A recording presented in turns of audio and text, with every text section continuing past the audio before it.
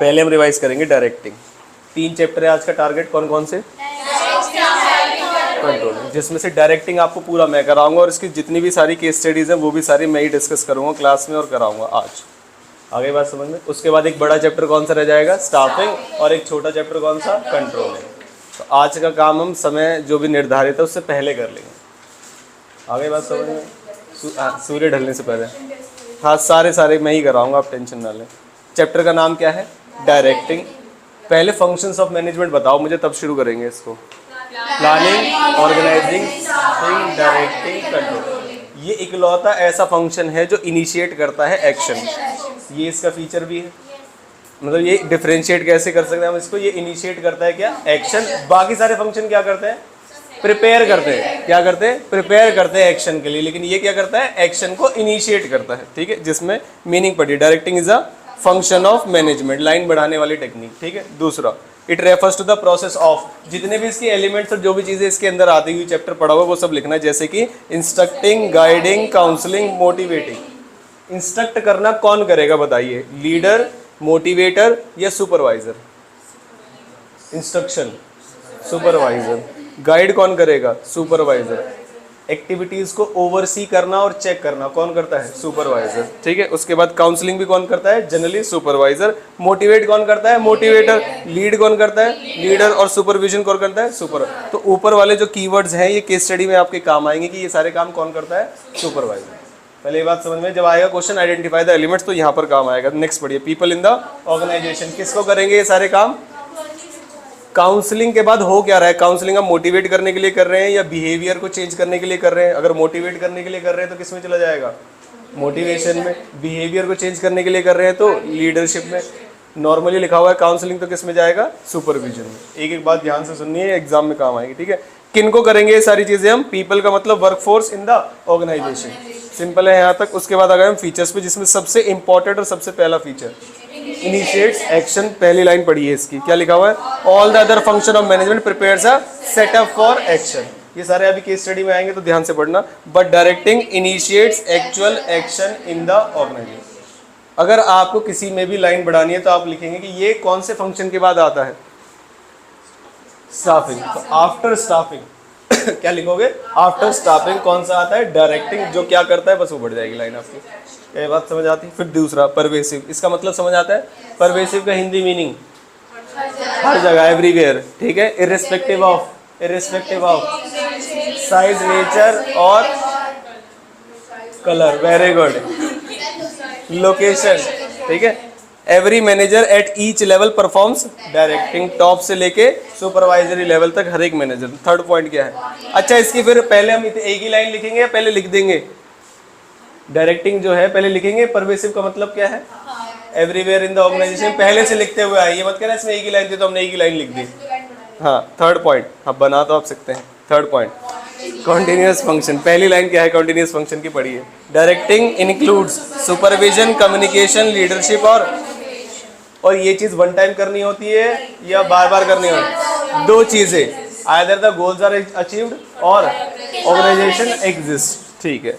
This takes place throughout the life of the organisation. ये लिखा हुआ, flows from top to bottom. क्या bottom to top भी हो सकती है डायरेक्टिंग? बताइए फटाफट से। कम्युनिकेशन हो सकती है, लेकिन हम क्या पूछ रहे हैं? डायरेक्टिंग मतलब डायरेक्शन प्रोवाइड करना। वो कभी भी बॉटम टू टॉप नहीं हो सकती, डाउनवर्ड होगी हमेशा। ये बात समझ में आई? पढ़ लीजिए। All the directing function activities flows from top to bottom through the organisation hierarchy. आगे बात इसे स्ट्रक्चर भी बोलते हैं। अब आगे इंपॉर्टेंस में। इंपॉर्टेंस में भी पहला पॉइंट क्या है? Initiates action. इसमें ये लिखना all the other function of management prepares for action, लेकिन यहाँ पर एक्चुअल एक्शन को इनिशिएट किया जाता है। सेकंड पढ़िए, इंटीग्रेट्स एम्प्लॉइज एफर्ट्स। और दूसरा क्या है? Means of motive. Integrates group efforts का मतलब क्या है बताइए? अगर हिंदी मीनिंग पूछूं मैं आपसे इसकी तो पढ़ के बता दीजिए। चलो बताओ। एक तो कोऑर्डिनेशन यहाँ पर आएगा कुछ उसका एलिमेंट, या फिर पढ़ के बताओ। अलग अलग एक्टिविटीज़ हैं, अलग अलग डिपार्टमेंट्स हैं, सभी के गोल्स अलग है, लेकिन जो ऑब्जेक्टिव है वो क्या है? एक। तो आपस में क्या है? इंटरलिंक्ड भी है और इंटर रिलेटेड भी है, डिपेंडेंट भी है आपस में। इसीलिए यहाँ पर एम्प्लॉय को ग्रुप एफर्ट्स को इंटीग्रेट करना जरूरी है। आगे बात समझ में? नेक्स्ट पढ़िए। मीन्स ऑफ मोटिवेशन, क्योंकि इसके अंदर मोटिवेशन आता है और मोटिवेशन के बारे में इतनी चीज़ें आप लिख सकते हैं। लास्ट में बस एक ही चीज़ लिखनी, टुवर्ड्स अचीवमेंट ऑफ, या तो कॉमन गोल्स लिखने हैं या फिर ऑर्गेनाइजेशन गोल्स लिखना है। Fourth point, to facilitate change in the organisation. जब चेंज को हम लाते हैं तो कौन सा एलिमेंट सबसे ज़्यादा काम करेगा? लीडरशिप। जब भी आप किसी चेंज को इंट्रोड्यूस करेंगे और लोगों को कन्विंस करेंगे, उनका बिहेवियर उसके टुवर्ड्स पॉजिटिव करेंगे, तो उसे क्या बोलेंगे? लीडरशिप ज़्यादा एलिमेंट इससे रिलेट करता है। ठीक है, पढ़िए। Workers often resist changes due to, इसका मतलब क्या है कि कोई भी चेंज आप लाने वाले हैं उसमें जनरली लोगों की जो प्रतिक्रिया होती है वो क्या होती है? नेगेटिव, कि उसे लगता है कुछ ना कुछ चेंज होगा और कंफर्ट जोन से हम बाहर आ जाएंगे। तो सभी लोग जो है चेंज को क्या करते हैं? रेजिस्ट। जैसे मान लीजिए मैं कहूँ कि कल वाली जो क्लास है सुबह 7 बजे रखूँगा, तो जनरली लोग मना करेंगे। कुछ हाँ कर सकते हैं, लेकिन जो मेजॉरिटी पार्ट है वो क्या कहेंगे? नहीं। आगे बात से मैंने कहा शाम को 7 बजे रखूँगा, तो जनरली कुछ लोग हाँ कहेंगे और कुछ लोग मना करेंगे। आगे बात समझ में? कुछ भी आप चेंज करना चाहेंगे उसमें जो फर्स्ट रिएक्शन होता है वो ना का होता है। आगे बात समझ? नेक्स्ट पढ़िए। On their employment and promotion, उनके दोनों पे नेगेटिव। ये जनरली गवर्नमेंट डिपार्टमेंट में हुआ। जब टेक्नोलॉजी आई तो सारी चीज़ें टेक्नोलॉजिकली एडवांस की गई, कंप्यूटर्स लाए गए। तो पहले क्या है, गवर्नमेंट डिपार्टमेंट में अनपढ़ लोग बैठे होते थे, फ्री में मिलती थी गवर्नमेंट जॉब, कोई भी कर लो। अब जब एडवांसमेंट आई तो क्या उन्हें पढ़ना पड़ेगा, इसीलिए उनके प्रमोशन पे भी इम्पैक्ट आया और एम्प्लॉयमेंट पे भी, कई लोग तो निकाल दिए गए। Directing helps through the counselling introduces changes in the organisation. आगे बात समझ में? Next last point, stability and balance in the organisation. कैसे आएगी स्टेबिलिटी और बैलेंस? बताइए फटाफट से। जो एफिशिएंट एम्प्लॉय है वो मोटिवेटेड रहेंगे, उन्हें लीडरशिप मिलेगी, उन्हें डायरेक्शन मिलेगी, तो क्या वो एम्प्लॉय ऑर्गेनाइजेशन को छोड़ के जाएंगे? एम्प्लॉयज का ऑर्गेनाइजेशन को छोड़ के ना जाना कौन सा टर्नओवर रेशियो है? Labour turnover ratio. क्या मतलब है इसका? ऑन एन एवरेज कितने एम्प्लॉयज ऑर्गेनाइजेशन में आके छोड़ के चले जाते हैं। तो ये रेशियो ज़्यादा होना चाहिए या कम होना चाहिए? कम होना चाहिए। अगर कहीं पर लेबर टर्नओवर छोड़ के जाने वाले अगर ज़्यादा है तो वो नेगेटिव है, जितना रेशियो कम होगा उतना अच्छा रहेगा। ठीक है, अब मान लीजिए एमसीक्यू आया, जो स्टार्टिंग में 20 क्वेश्चन आते हैं, उसमें आया लेबर टर्नओवर की कुछ डिस्कशन हो रही थी और आपसे क्वेश्चन में पूछा था आइडेंटिफाई द एलिमेंट ऑफ या function of management. Identify the function of management, तो किस में आएगा? ये डायरेक्टिंग में आएगा। ये आ गई बात समझ में? पक्का। नेक्स्ट कौन सा है? मोटिवेशन। पहली लाइन पढ़िए। देखो मीनिंग लिखने में आपको प्रॉब्लम आएगी, बाकी कहीं नहीं आएगी किसी की भी। ठीक है, क्योंकि इसकी प्रैक्टिस सबसे कम करते हैं। पहली लाइन पढ़िए। It is the process of stimulating people to act at their best. Best का मतलब क्या है? बेस्ट एबिलिटी, जितना कर सकते हैं, टू अकम्प्लिश डिजायर्ड गोल्स। ठीक है, क्या जब हम मोटिवेटेड रहते तो हमारी एफिशिएंसी बढ़ती है या कम होती है? और जब मोटिवेटेड नहीं रहते तो कम होती है। दूसरी लाइन पढ़िए। It helps in increasing enthusiasm among employee. Enthusiasm क्या होता है? एक वाइब होती है। एंथुजियाज्म क्या बोल सकते हैं? पॉजिटिव वाइब होती है काम करने में। ठीक है, next point. It helps in arousing. Arousing का मतलब जगाना। अराउजिंग का मतलब है जगाना। किस चीज़ को जगाना? Needs and desires. जैसे मैं कुछ बच्चों को बोलता रहता हूँ ना, कितने भी मार्क्स ला सकते हो, पढ़ा करो, एवरेज से बाहर आओ, एवरेज की कैटेगरी से बाहर आओ। आगे बात समझ में? तो उनके अंदर नीड ही नहीं है पहले तो पहले नीड को अराइज करना पड़ता है कि क्या क्या हो सकता है। आइए आइए आइए आइए, इस बारे में हम बात करेंगे, है ना। फीचर पढ़िए। पहला फीचर क्या है? Psychological phenomena. इसका मतलब क्या है? मोटिवेशन कैसे होती है? इंटरनली या एक्सटर्नल? इंटरनली होती है। कितना भी बाहर से फोर्स लगा लिया जाए कोई मतलब नहीं कि मोटिवेट हो जाए। It is an internal feeling which means it can not be forced on. क्या डांट के लोगों को मोटिवेट किया जा सकता है? नहीं। देखो, है ना। आगे, internal feeling such as need, desire और aspiration which influence and directs. इस लाइन का मतलब समझा दो। अगर मोटिवेटेड रहेंगे तो हमारा बिहेवियर कैसा होगा? ऑप्टिमम पे होगा या कम पे होगा? तो बेस्ट पे रहेगा तो ज़्यादा सही है। सेकंड पॉइंट क्या है? गोल डायरेक्टेड। मोटिवेटेड लोग जो है वो कैसा बिहेवियर देंगे आपको? गोल डायरेक्टेड। आपको बार बार कुछ कहने की जरूरत नहीं है। तो पढ़िए। It induces people to behave in such a manner so that they can achieve their desired goals. Next क्या है? कैन बी आइदर पॉजिटिव और नेगेटिव। पॉजिटिव का मतलब क्या है? जैसे कि प्रमोशन, ईआरपी। ईआरपी मतलब एम्प्लॉय रिकॉग्निशन प्रोग्राम, परक्विजिट्स देना, ये सारी चीज़ें। फाइनेंशियल, नॉन फाइनेंशियल इंसेंटिव देना, ये क्या है? पॉजिटिव। नेगेटिव कैसे होगा? थ्रेट देना, डिमोशन करना, रिट्रेंचमेंट। रिट्रेंचमेंट का मतलब क्या होता है? निकाल देना, सीधा बात है ना, बाहर। पढ़िए। निकालने की धमकी देना, मतलब ऐसा नहीं। It means inspiring people to work better and appreciate work already done. जो काम उन्होंने किया हुआ उसको अप्रिशिएट करना है आपको, जैसे कि पे को इंक्रीज कर सकते हैं, प्रमोट कर सकते हैं, और रिकॉग्निशन और भी सारे इंसेंटिव्स अगर आप एग्जांपल में लिखना चाहें, चाहे वो मॉनेटरी है चाहे वो नॉन मॉनेटरी। नेगेटिव मोटिवेशन कैसे आएगा? It means forcing people to work by threatening और पनिशिंग देम। जैसे कि ये भी आपके 1 नंबर के एमसीक्यू में आ सकता है, ध्यान रखिएगा कि आप किसी को थ्रेटन कर रहे हैं कि जॉब से निकाल देंगे ताकि वो काम आपके हिसाब से करे। Identify the element of directing, identify the element of directing, तो आंसर क्या होगा? मोटिवेट। और identify the function of management, तो डायरेक्टिंग आंसर होगा। ये बात समझिए, सेम लाइन क्वेश्चन बदल सकता है। ओवर टाइम विदाउट एक्स्ट्रा पे आ सकता है, लेकिन ऐसे लिखा नहीं है। नेगेटिव मोटिवेशन, वो तो खुद ही परेशान हो जाएगा फिर वो, है ना। 4th पॉइंट, ये मोटिवेशन थोड़ी। कॉम्प्लेक्स, जैसे आपको कल शाम तक रुके तो आपको क्या बेनिफिट मिला? क्या मिला बताओ? अरे नालायक, चॉकलेट मिली तुम्हें, बारिश पड़ गई इसलिए आपने खाई नहीं होगी ना, बच्चों के थे नहीं खाई, किसी ने भी नहीं खाई। क्या थी वो? ये क्या होता है? कोई नहीं, कॉम्प्लेक्स प्रोसेस पे आ जाओ। बताओ ये कॉम्प्लेक्स क्यों है, आप बताओ।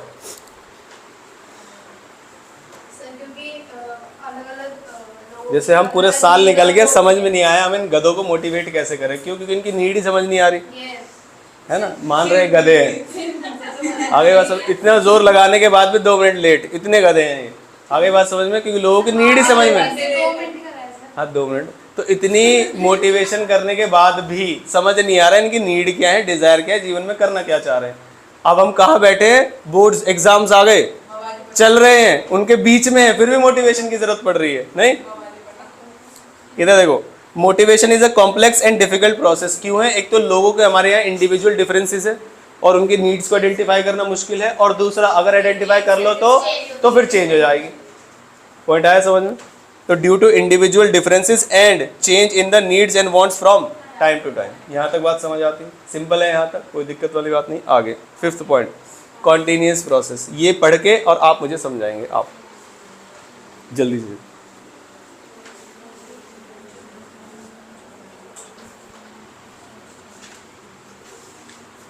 जल्दी जल्दी करना है कि केस स्टडी करनी है आज हमें सारी, 1 by 1, ठीक है, कोई नहीं छोड़ने। क्योंकि लास्ट टाइम कुछ क्वेश्चन अनअटेम्प्टेड थे जो मैंने चेक किया पीडीएफ में, ठीक है, तो आज वो सारे करेंगे। बताओ।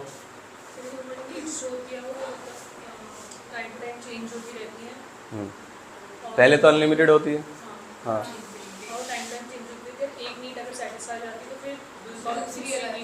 ये कंसेप्ट हमें किसने दिया?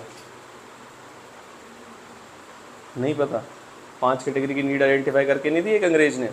हाँ, Abraham Maslow, Maslow's need hierarchy theory, इसी में है ना, 5 ट्रायंगल बना के, ठीक है।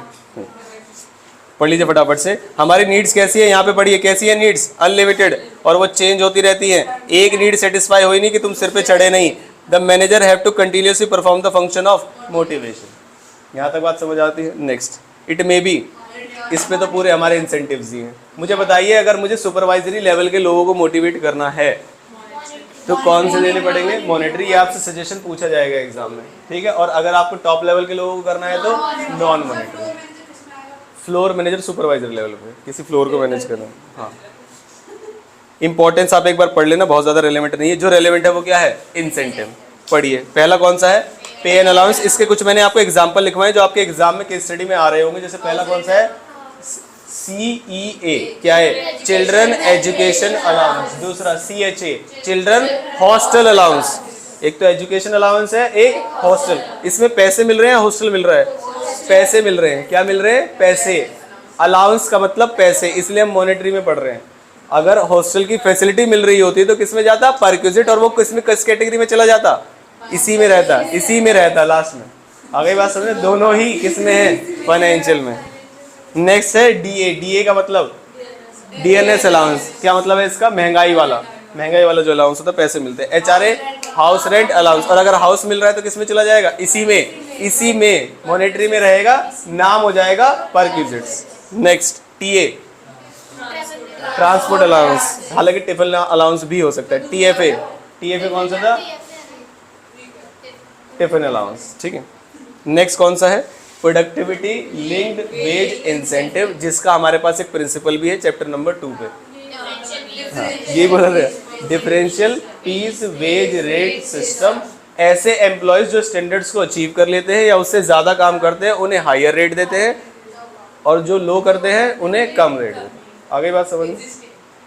नेक्स्ट थर्ड पॉइंट, बोनस देंगे तो इसमें तो कोई दिक्कत नहीं, प्रॉफिट शेयरिंग में भी कोई परेशानी नहीं है, परेशानी है इसमें, और स्टार भी लगा हुआ है, इसका मतलब बताइए। इसकी जो लाइन थी जो हमें इंपॉर्टेंट पता चलती है वो है ये फीलिंग ऑफ ओनरशिप प्रोवाइड करते हैं। क्या है? फीलिंग ऑफ ओनरशिप प्रोवाइड करते हैं, क्योंकि इसमें हम इक्विटी शेयर्स देते हैं। आगे बात समझ में। ये वहाँ पे लिखा हुआ होगा, नहीं लिखा तो लिख लेना। 6 पॉइंट क्या है? रिटायरमेंट बेनिफिट्स, जिसमें कौन कौन सी चीज़ें आती हैं? पेंशन, ग्रेचुटी और प्रोविडेंट फंड। तो अगर किसी एम्प्लॉय को आप ये प्रोवाइड कर रहे हो या अरेंजमेंट कर रहे हो तो किस में चला जाएगा? मॉनेटरी इंसेंटिव्स में। ठीक है। Next 7th, perquisite. परक्विजिट का मतलब आप कैश ना देके उस चीज़ की फैसिलिटी प्रोवाइड कर दे, जैसे कि कुक अलाउंस। तो अगर कुक के अलाउंस मिल रहे हैं तो किस में जाएगा? पे एन अलाउंस में। अगर कुक प्रोवाइड हो रहा है तो परक्विजिट्स में। कार के लिए कन्वेंस अलाउंस मिल रहा है तो किस में चला जाएगा? पे एन अलाउंस। कार मिल रही है तो परक्विजिट्स में। पॉइंट आया समझ में? ठीक है। बाकी सारी चीज़ों के लिए तो किस किस चीज़ के लिए हो सकता है? एजुकेशन के लिए भी, हॉस्टल के लिए भी, हाउस के लिए भी और मेडिकल के लिए भी। ठीक है। केस स्टडी में आएंगे सारे, ध्यान रखना। फिर आगे नॉन फाइनेंशियल पे, जो कि ज़्यादातर पूछे जाते हैं। पहला कौन सा है? जिसमें स्टेटस। ये ज़्यादातर इसलिए पूछे जाते हैं क्योंकि इससे आपकी मैस्लो नीड हायरार्की थ्योरी पे भी चले जाएंगे आप। कौन से लेवल की नीड जो है स्टेटस पे आएगी? फर्स्ट, सेकंड, थर्ड या फोर्थ? फोर्थ पे जाएगी। किस पे जाएगी? फोर्थ पे जाएगी। थर्ड वाले पे कौन सा? सोशल नीड, बस एक्सेप्टेंस मिल जाए, रिकॉग्निशन मिल जाए, बस। Second point, organisational climate. Organisation climate का मतलब क्या है? Temperature, working condition, resources, opportunities, better environment for doing work. Third point कौन सा है? Career advancement opportunity. ठीक है। फोर्थ, किसमें? ऑटोनॉमी प्रोवाइड करना, डिसीजन मेकिंग प्रोवाइड करना, वो किसमें जाएगा? ऑर्गेनाइजेशन क्लाइमेट में जाएगा। Third point, career advancement opportunity. इसका मतलब क्या है पता है आपको? आगे बढ़ने के लिए ट्रेनिंग वगैरह देना और उनको कुछ कोर्सेज कराना। नेक्स्ट कौन सा है? जॉब एनरिचमेंट, मतलब जॉब की डाइवर्सिटी को बढ़ाना। जॉब एनरिचमेंट में जॉब की डाइवर्सिटी, चैलेंजेस, रिस्पॉन्सिबिलिटी के लेवल को इंक्रीज करना या मल्टीपल जॉब्स देना एक ही टाइम पे। ये क्या बोलते हैं? Job enrichment. आगे बात समझ में। और इसकी काफ़ी सारी केस स्टडी आपको पता होगा। 5th पॉइंट क्या है? ERP, जैसे कि सर्टिफिकेट देना, अवार्ड्स देना और उनके जो नोटिस बोर्ड पे उनका नाम लिखना या कोई भी अवार्ड सेरेमनी करना। ये 6th पॉइंट क्या है? ये कौन से लेवल की नीड है? सेकंड। एक तो फिजियोलॉजिकल नीड है और उसके बाद सेफ्टी एंड सिक्योरिटी, तो ये इसमें जाता है। इसलिए ये जो नॉन फाइनेंशियल वाले ज़्यादा इंपॉर्टेंट है। रीजन बिंग 2 टॉपिक पूछे जा सकते हैं इससे। पॉइंट आया समझ में? ये कैसे देते हैं हम जॉब सिक्योरिटी बताइए? बॉन्ड साइन करके अगले 5 साल तक निकाला नहीं जाएगा, अगले 10 साल तक निकाला नहीं जाएगा, या गवर्नमेंट जॉब। ठीक है। एक साइकिल वाली एडवर्टीजमेंट, एक साइकिल वाला क्वेश्चन किया था, याद है आपको? साइकिल कंपटीशन, जिसमें साइकिल कंपनी ने बोला था कि आपको परमानेंट जॉब दे रहे हैं हम। तो ये कौन सी वाली नीड सेटिस्फाई होती है? Second level. और नॉन फाइनेंशियल इंसेंटिव पूछोगे तो जॉब सिक्योरिटी। और 7th कौन सा है? Employee participation. ये एम्प्लॉय पार्टिसिपेशन आप अलग से भी लिख सकते हैं और ऑर्गेनाइजेशन क्लाइमेट में भी लिख सकते हैं। अगर स्पेसिफिकली लिखा है कि एम्प्लॉय को इन्वॉल्व किया जा रहा है, कंसल्ट किया जा रहा है, तो जब लीडरशिप स्टाइल पूछेगा तो किस में चला जाएगा? डेमोक्रेटिक में। और पूछेगा कौन सा नॉन फाइनेंशियल इंसेंटिव है, तो एम्प्लॉय पार्टिसिपेशन। अगर सिर्फ इसकी बात की जा रही है, इसके साथ साथ और रिसोर्सेज, वर्किंग कंडीशंस की भी बात की जा रही है, तो किस में चला जाएगा? वो ऑर्गेनाइजेशन क्लाइमेट। ये बात आप ध्यान रखना जो मैं आप बता रहा हूँ आपको। ठीक है। गलती नहीं करनी है आपको एग्जाम में। फिर इनकी मीनिंग दी हुए हैं, आप एक बार पढ़ ले। वो देखते हैं बाकी सारी चीज़ों के साथ है। जैसे मान लीजिए उन्होंने जॉब को डाइवर्सिटी को बढ़ा दिया, चैलेंजिंग बढ़ा दिया, और उसके साथ साथ उन्हें डिसीजन मेकिंग पावर भी दी, ऑटोनॉमी, तो किस में चला जाएगा? जॉब एनरिचमेंट में। आगे बात समझ में। खाली ऑटोनॉमी लिखा है तो किस में जाएगा? Organisation climate. आगे बात समझ में। तो देखना पड़ेगा किन पॉइंट्स के साथ लिखा हुआ है, रट्टा नहीं बिल्कुल ऐसे। ठीक है। आगे चले हम सेकेंड वाले पे। सेकेंड से पहले हम चलते हैं किस पे? लीडरशिप। मीनिंग पढ़ लीजिएगा, मीनिंग से ही पता चलेगा आपको। Identify the element.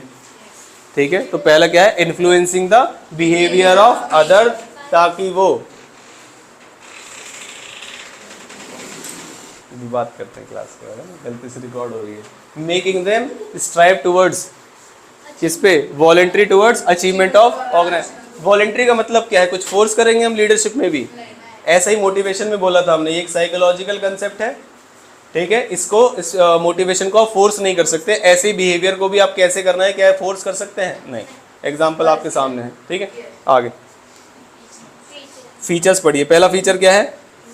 It is the ability to influence others. Second पढ़िए। ये जितने भी पॉइंट्स है ये आपकी कंफ्यूजन दूर करेंगे एग्जाम में कि ये मोटिवेशन है या लीडरशिप है। क्या ये बात समझ में आ गई? ये फीचर्स इसलिए हेल्पफुल है यहाँ पर। नेक्स्ट पढ़िए। इंटरपर्सनल रिलेशन बिटवीन किसके? Leaders and followers. Interpersonal relation motivation में नहीं आते, ये ध्यान रखिएगा आप, बिल्कुल क्लियर कट अलग अलग लिखे हुए हैं। Fourth point, achieve common goals हैं, जिसके लिए हम क्या कर रहे हैं, ये तो नॉर्मली आ जाएगा। इट इज़ अ, क्या ये मोटिवेशन में भी है? तो ये कॉमन वाले पॉइंट्स है, ठीक है। हाँ, पहले आ जाइए। अब क्वालिटीज़ याद है आपको? क्वालिटीज़ याद है? Qualities of a good leader, जिससे पहला पॉइंट क्या है? फिजिकल क्वालिटी, फिजिकल फीचर्स वगैरह जो भी इसमें लिखे हो इनके हिसाब से जो ठीक है कि हाइट होनी चाहिए, वेट, हेल्थ, ये सब कुछ नहीं है। अलग अलग लेवल पे पता नहीं कैसे कैसे लोग काम कर रहे हैं। आगे बात समझ में? छोटी हाइट बहुत ज़्यादा बढ़िया कोई मैटर नहीं करती, आपको काम आना चाहिए बस। सेकंड पॉइंट, नॉलेज होनी चाहिए। किस चीज़ की? पूरी दुनिया की नहीं, subject related, context related, job related, जो भी नीड है नॉलेज की वो सारी होनी चाहिए आपको। थर्ड पॉइंट, इंटीग्रिटी का मतलब क्या है? ऑनेस्टी। जो आप कह रहे हैं उसे आप टिके भी रहेंगे और उस बात को आप मतलब कह रहे हैं कि हाँ ये चीज़ हम मीन भी कर रहे हैं, मतलब बता भी रहे हैं कि हाँ यही चीज़ होगी, बाद में पलट नहीं रहे। पलटू लोग होते, पलटू, हाँ वही। Fourth point, initiative. कौन लेगा इनिशिएटिव? लीडर लेगा, लीडर लेगा या एम्प्लॉयज़ लेंगे? एक तो लीडर लेगा इनिशिएटिव कि हम ऐसे कर रहे हैं तो आप भी ऐसे करें। हाँ जी, हाँ, लीडर की ही बात हो रही है यहाँ पे। Fifth point, communication skill. किसकी अच्छी होनी चाहिए? लीडर की। अब क्या कम्युनिकेशन स्किल का मतलब इंग्लिश होता है कि इंग्लिश आनी चाहिए? फिर कम्युनिकेशन स्किल मतलब जिस ऑडियंस के अकॉर्डिंग, जहाँ पे वो ऑडियंस है उसके अकॉर्डिंग आपको कम्युनिकेशन यूज़ करनी है। इंग्लिश है तो इंग्लिश, हिंदी है तो हिंदी, बस लेकिन अपनी बात समझा दें, ठीक है। अब उसके लिए अच्छे वर्ड यूज़ करने हैं तो वो, दूसरी तरीके से भाषा अगर समझ में आती है तो वो। कम्युनिकेशन का मतलब ये है, ठीक है। नहीं, दूसरी भाषा मैंने कभी यूज़ नहीं किया आप लोगों के साथ। हाँ जी, अभी समझाता हूँ क्लास के बाद, ठीक है। अब इधर सुन लीजिए जो आपके एग्जाम में आपको फंसा सकता है। अच्छी कम्युनिकेशन का मतलब सिर्फ बोलना नहीं होता। क्या होता है? ये बहुत इंपॉर्टेंट है। पहले सुनना, कि अगर कोई बच्चा लेट आया है तो पहले पूछ तो लो क्यों लेट आया है। गाड़ी ख़राब हो गई थी, जाम लग गया था, ट्रक पलट गया था, बहुत सारे रीज़न हो सकते हैं ना। ऐसे थोड़ी ना बच्चा लेट आया और आपने डांटना शुरू कर दिया। सही बात है, गलत बात है? गलत बात है। हाँ, पहले देखिए बहाना कितने अच्छे लेवल तक का है ना। फिर परसुएडर का मतलब बताओ आप।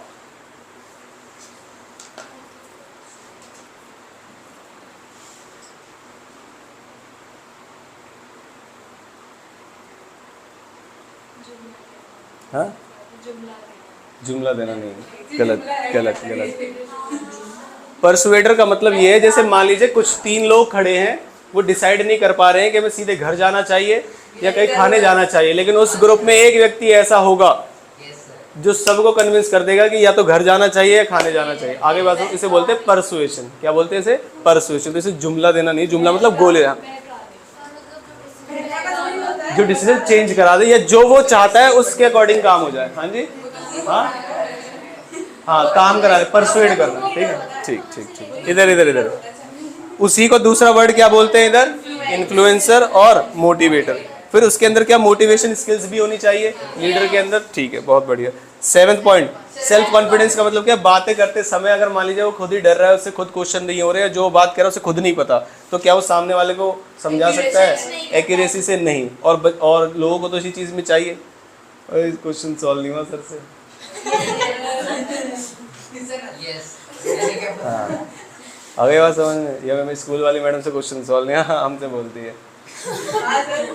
हाँ, आगे बात समझ। तो ये चीज़ बड़ी जल्दी पकड़ में आती है, इसीलिए लीडर के पास क्या होना चाहिए? Self confidence. 8th पॉइंट, जैसे ऐसा होता है ना कई बार क्वेश्चन करते करते अगर स्कूल टीचर बाहर भी चली गई ना, फोन में देखने गई है पक्का आंसर, अगली एंट्री भूल गई, अगली एंट्री भूल गई वो। हाँ, पक्का पक्का देखने गई है। हाँ हाँ हाँ, ऐसे ऐसे। तो ये बातें बहुत पकड़ में आनी चाहिए, ठीक है। इधर इधर 2 पॉइंट एक जैसे हैं, सेल्फ कॉन्फिडेंस और डिसाइसिवनेस। ये दोनों इंटर रिलेटेड है। अगर आपके अंदर सेल्फ कॉन्फिडेंस है तो आप डिसाइसिव रहेंगे। बहुत सारे लोग ऐसे नॉलेज बहुत ज़्यादा होगी इसलिए कंफ्यूज हैं क्या करें? जैसे 12th के बाद भी बहुत सारे लोग कंफ्यूज होते हैं कि डिसाइसिव नहीं है, कुछ लोग होते हैं बस भाई डिसाइड कर लिया अब चलो आगे बढ़ो।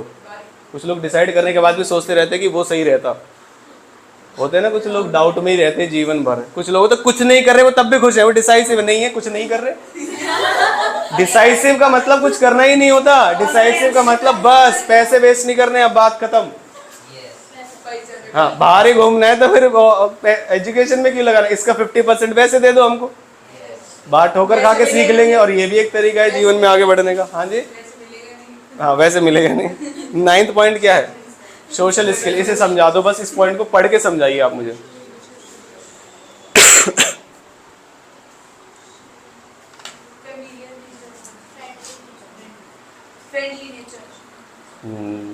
इसके अलावा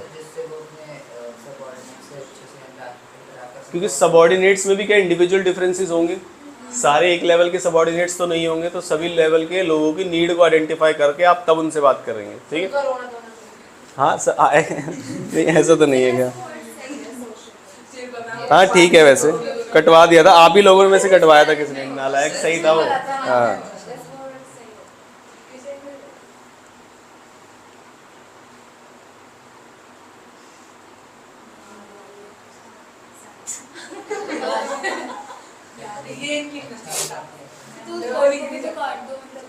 कट को काटना बड़ा मुश्किल है, अगर आज इसे हम अचीव कर पाए तो सनत सबको चॉकलेट खिलाएगा।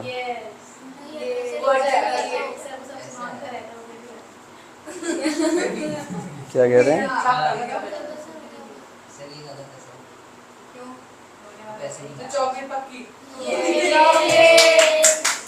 ठीक है भाई, नेक्स्ट आ गए हम किस पे? लीडरशिप स्टाइल पे। 3 तरीके की लीडरशिप स्टाइल है, ऑटोक्रेटिक, डेमोक्रेटिक और, तो इसके लिए हमने एक टेबल बनाई थी, क्या इसी में बनाई थी मैंने या अलग पीडीएफ में? इसी में है, तो इससे याद कर लेंगे हम यहाँ से। पहला बेस क्या है इसका? अथॉरिटी।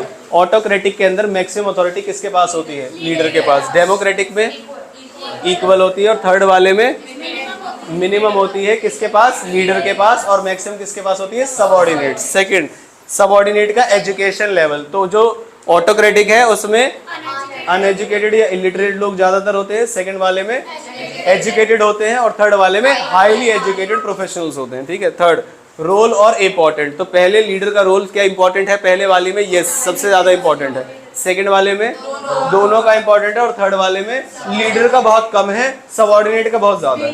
लीडर का सपोर्टिव रोल है। कैसा रोल है? सपोर्ट। फोर्थ, पहले वाले में power of decision making leader के पास, सेकंड वाले में लीडर के पास आफ्टर कंसल्टेशन विद सबऑर्डिनेट्स, पता है ये चीज, और थर्ड वाले में सबऑर्डिनेट्स के पास। Fifth point, motivation level of subordinate. पहले वाले में क्या मोटिवेटेड रहते हैं? पहले वाले मोटिवेटेड रहते हैं? नो। सेकंड वाले में मोटिवेटेड, थर्ड वाले में हाईली मोटिवेटेड। पॉइंट आता है समझ? नेक्स्ट, मोरल ऑफ एम्प्लॉय, बिल्कुल मोटिवेशन की तरह, कोई इश्यू नहीं है इसमें। Seventh point, suitability. कहाँ पर सूटेबल रहेंगे? तो जहाँ पर लोग इलिटरेट हैं, उन्हें पता नहीं है, डिसाइसिव नहीं है अपने काम को लेके, तो वहाँ पर, और जहाँ पर टाइम कम है, और जहाँ पर टाइम कम है, जैसे यहाँ पर हमने लिखे हुए तीनों की सूटेबिलिटी देखिए, कहाँ गए? ये रही सूटेबिलिटी, पढ़िए फटाफट से। ऑटोक्रेटिक की सूटेबिलिटी, एक तो लीडर सबसे नॉलेजेबल पर्सन है वहाँ पर, दूसरा अगर टाइम कम है तो चाहे कितने भी समझदार सबऑर्डिनेट सही, टाइम कम है तो डिसीजन लेना पड़ेगा। Next, subordinates are uneducated, inexperienced. ये सूटेबिलिटी आप ध्यान रखिएगा, इसी से केस स्टडी आपके यहाँ पर आ सकती है। डेमोक्रेटिक में आ गए हम सूटेबिलिटी में। वेयर, पहली वाली लाइन पढ़ के मुझे समझाइए इसका मतलब। एक तो वो स्किल्ड है, एजुकेटेड भी है, पढ़े लिखे भी है, plus eager to share their knowledge. जैसे आपके साथ मोस्टली ऐसा होता होगा कि स्कूल में किसी टीचर ने कोई क्वेश्चन पूछा, आपको पता है लेकिन आप बताएंगे क्योंकि एक इमेज है स्कूल में, उसे मेंटेन करना है। एक इमेज है ना स्कूल में कि पढ़ते नहीं है दोस्तों के बीच में, और वो मेंटेन कैसे रहेगी? जब टीचर पूछेंगे उसे बता के, ना बता के? ना बता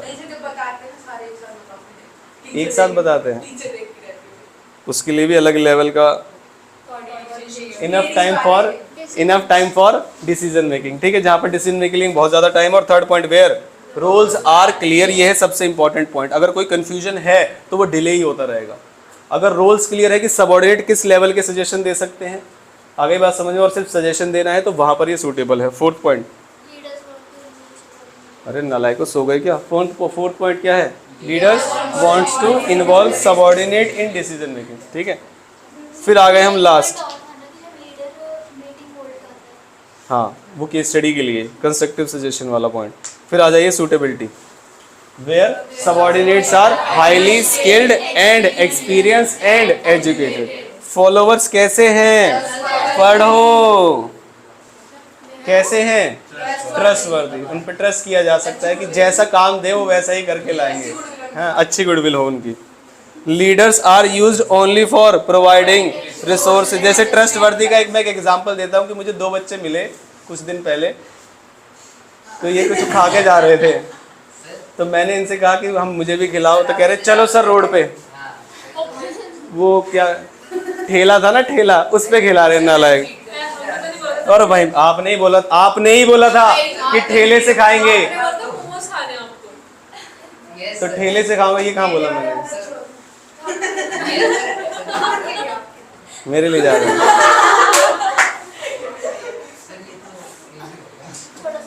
चलो वापस। Leaders are use only for providing resources and necessary information. तो यहाँ पर लीडर कैसा रोल प्ले करते हैं? Supportive role. इसमें आपके एग्जाम में भी आ सकता है एक्टिव रोल और पैसिव रोल। तो एक्टिव रोल किस में होता है? ऑटोक्रेटिक में। और पैसिव रोल किस में होता है? लास्ट वाले में, फ्री रेन वाले में। आगे बात, अगर ऐसे वर्ड्स लिखे हो तो ये मत कहना कि हमने पढ़े नहीं है, ठीक है। फिर आ गए हम किस में? कम्युनिकेशन वाला जो पार्ट आता है आपको, वो सबसे आसान आता है। क्वेश्चन में लिखा होता है बताइए कौन से 2 तरीके के कम्युनिकेशन डिस्कस किए गए हैं। अगर क्वेश्चन में ये नहीं लिखा, quote the line from the verb, formal और इनफॉर्मल। और जनरली यही पूछा जाता है, बहुत सालों से ऐसे ही क्वेश्चन पूछे जाते हैं, ठीक है। तो फॉर्मल ऑर्गेनाइजेशन, फॉर्मल कम्युनिकेशन कैसे होते हैं? जो एक चैनल को फॉलो करते हैं या नहीं करते हैं। और इनफॉर्मल कौन से होते हैं? जो किसी भी चैनल को फॉलो नहीं करते हैं, कम समय। बताओ कहाँ पर सूटेबल रहेंगे इनफॉर्मल?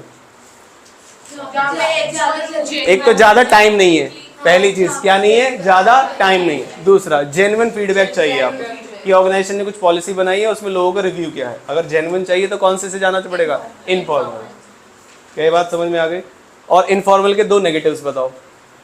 फॉर्मल आपको समझ में आ जाएगा, जो चैनल को फॉलो करेगा वो बड़ा आसान है समझना। रूमर्स स्प्रेड हो जाते हैं। दूसरा, इसका सोर्स नहीं पता लगा सकते कि कहाँ से ओरिजिन हुआ था। इसका फोकस हट सकता है। इसका हम क्या नहीं रख सकते? रिकॉर्ड। क्या नहीं रख सकते? रिकॉर्ड। फॉर्मल वाले का रिकॉर्ड रखा जा सकता है, यस। बाकी ये नेटवर्क्स तो आपके में आ ही नहीं दे, लिखा तो नहीं हुआ उसमें। अगर आप चाहें तो एक बार पढ़ लीजिएगा, समझाया हुआ है मैंने। बढ़ा दूं क्या एक बार? ऐसे इको में भी बोल रहे थे तुम, ये टॉपिक नहीं आ रहा। आए थे ऐसे क्वेश्चन? WTO आ गया था, हाँ। फॉर्मल इनफॉर्मल के डिफरेंस अगर हम पढ़ लेंगे तो हमें समझ में आ जाएगा। मीनिंग पढ़िए फटाफट से। फॉर्मल जनरली कैसी होती है? वर्बल भी हो सकती है और रिटर्न भी हो सकती है। वर्बल का मतलब क्या है? नो, वर्बल का मतलब होता है यूज ऑफ वर्ड्स। ओरल और वर्बल में डिफरेंस है। ओरल का मतलब क्या होता है? जो हम बोलते हैं, ठीक है। और वर्बल का मतलब होता है जो हम, जिसमें वर्ड्स यूज होते हैं। तो वर्बल ओरल भी हो सकती है और रिटर्न भी। पहले ये कंफ्यूजन दूर कर लीजिए। दोबारा बताओ। जैसे मान लीजिए एक ओरल कम्युनिकेशन है जिसमें साइन लैंग्वेज हम यूज कर रहे हैं, तो ओरल ही है लेकिन उसमें वर्ड्स नहीं। जैसे आप लोग हाँ कर रहे हैं, ना कर रहे हैं, ये ओरल कम्युनिकेशन है, लेकिन क्या बोल रहे हैं? नहीं। अगर आप हेड मूव कर रहे हैं अपना, तो क्या बोल रहे हैं आप? नहीं बोल रहे। आगे बात समझ? ठीक। अनदर नेम, इसका तो आपको पता होना चाहिए, क्या है इसका? Grapevine communication. और दूसरे वाले को क्या बोलते हैं? ऑफिशियल। इसका मतलब दूसरा, एक और नाम बताओ फिर इसका, अनऑफिशियल का। रिलायबल, कौन सा ज्यादा रिलायबल है? फॉर्मल रिलायबल है। हालांकि आप एग्जाम में बैठ के दिमाग लगाएंगे कि जेन्युइन रिस्पॉन्स किस में आता है। यहाँ पर रिलायबल इसलिए है क्योंकि इसका एविडेंस रिकॉर्ड रखा जा सकता है, इसलिए लायबल है, इसलिए रिलायबल है। पॉइंट आया समझ? नेक्स्ट, स्पीड किसकी ज्यादा है? रीजन क्या है कि उसको पर्टिकुलर चैनल्स को फॉलो करके तब आना पड़ेगा, हायरार्की को फॉलो करना पड़ेगा। एविडेंस और रिकॉर्ड रखना किसका पॉसिबल है? फॉर्मल का, इनफॉर्मल का नहीं है। Next point, time consuming, formal. Disadvantage पढ़िए, एक वर्ड है जो आपके एग्जाम में आएगा, distortion due to long chain of. ये हमने कम्युनिकेशन बैरियर्स में भी पढ़ा था, याद है आपको? कि कम्युनिकेशन लॉस हो जाती है जब हमारी। पॉइंट आया समझ? Next, secrecy. क्या इसमें सीक्रेसी मेंटेन रहती है? यस, इनफॉर्मल में सीक्रेसी मेंटेन नहीं रहती। अगर मान लीजिए कि कोई चाय का वो चल रहा है कि टी ब्रेक चल रही है, टी ब्रेक के दौरान कुछ लोग आपस में डिस्कस कर रहे हैं, तो क्या है? इनफॉर्मल। आगे बात समझ, ये ध्यान रखें किसी भी ब्रेक, चाहे वो लंच ब्रेक है चाहे वो टी का ब्रेक है, अगर वहाँ पर कुछ डिस्कशन हो रहा है, चाहे वो टॉप ऑफिशियल लोगों के बीच में ही क्यों ना हो रहा हो, उसे क्या बोलेंगे? इनफॉर्मल। ये ध्यान रखिएगा कि किस समय पे हो रहा है। ठीक है, क्या हम इतनी चीज़ों के साथ केस स्टडी पे आ जाएं? एक बैरियर्स वाला था, वो नहीं मिल रहा मुझे। बैरियर्स है, ये रहा। पहला बैरियर कौन सा है? Semantic barrier. ठीक है, सिमेंटिक में पहला पॉइंट क्या है? Badly express message. कोई सिस्टम फॉलो नहीं किया, जैसे लेटर होता है ना आपका, लेटर होता है नहीं होता, उसका एक फॉर्मेट होता है, अगर उसका फॉर्मेट को चेंज कर दे तो क्या बोलेंगे? Badly express message. दूसरा, सिंबल विद डिफरेंट मीनिंग्स आप यूज कर रहे हैं, जिसका मीनिंग आपने नहीं बताया कि आप कौन सा कहना चाह रहे थे। थर्ड पॉइंट, ये बताइए ट्रांसलेशन का मतलब। समझ कुछ और रहा है। ठीक है, तो बताने वाले की कम्युनिकेशन स्किल खराब है। ठीक है, नहीं, बताने वाले की खराब है। हमारे यहाँ पर समझने वाले की होगी तो दूसरे पॉइंट में आएगा भी। ठीक है, नेक्स्ट, अनक्लैरिफाइड अजम्पशन। ये बताइए, कभी भी जो लीडर है या जो स्पीकर है वो अपनी ऑडियंस के बारे में अजम्पशन ना ले कि अगर काम दिया है तो वो करके लाए होंगे, और अगर 12th में है तो 11th का आता होगा, और आजकल के बच्चे हैं तो इंग्लिश अच्छी होगी। ये कैसी भी अजम्पशन एक किसी भी स्पीकर को नहीं लेनी चाहिए अबाउट द ऑडियंस। उसे बिल्कुल जीरो और स्क्रैप से शुरू करना चाहिए। क्या ये बात समझ आती है? पक्का? ठीक। टेक्निकल जार्गन बताइए। ऐसे स्पेशलिस्ट और प्रोफेशनल्स जो भारी भारी वर्ड्स यूज़ करके नॉर्मल ऑडियंस के सामने उन्हें और कंफ्यूज कर देते हैं। तो अगर ऑडियंस नॉर्मल है, टू मच इंग्लिश तो नहीं, प्रोफेशनली जो इंग्लिश वर्ड्स होते हैं टेक्निकल, किसी प्रोफेशनल फील्ड से लेके, वही यूज़ कीजिए। जैसे मान लीजिए आपके कोई हमने काउंसलर बुलाए, वो आपको डॉक्टरी की फील्ड में या मार्केटिंग की फील्ड में या किसी कंपटीशन एग्जाम की फील्ड में वो आपको कुछ समझा रहे हैं, लेकिन वो डिटेल में चले गए, डीप में चले गए। हमें क्या पता होना चाहिए? हमें क्या करना है ये बताओ, और आएगा क्या ये बताओ, बात खत्म। कितने दिन में कमाई हो जाएगी ये बताइए, बात खत्म। ठीक है, अब मान लीजिए कोई कह रहा है कि आपसे ग्रेजुएशन करो, पूरा ध्यान दो, फिर पोस्ट ग्रेजुएशन करो, पूरा ध्यान दो, साइड में कुछ मत करो, तो कितने साल हो गए? 5 साल के बाद क्या बन के निकले? Post graduate. अब आज मार्केट में सर्च करिए कि पोस्ट ग्रेजुएट की क्या वैल्यू है, तब वो काम करिए। और 5 साल बाद वैल्यू बढ़ेगी या घटेगी? घटेगी। आगे बात समझ में? हाँ, आपने कुछ नहीं बताया आज। 6 पॉइंट बताओ फिर जनरल बात बताओ। हाँ, क्या कह रहे? नहीं आएगी। बताओ। अरे ये लो, इसमें पॉइंट, ये लो 6 पॉइंट कहाँ चला गया? ये रहा। कितनी सी बात पे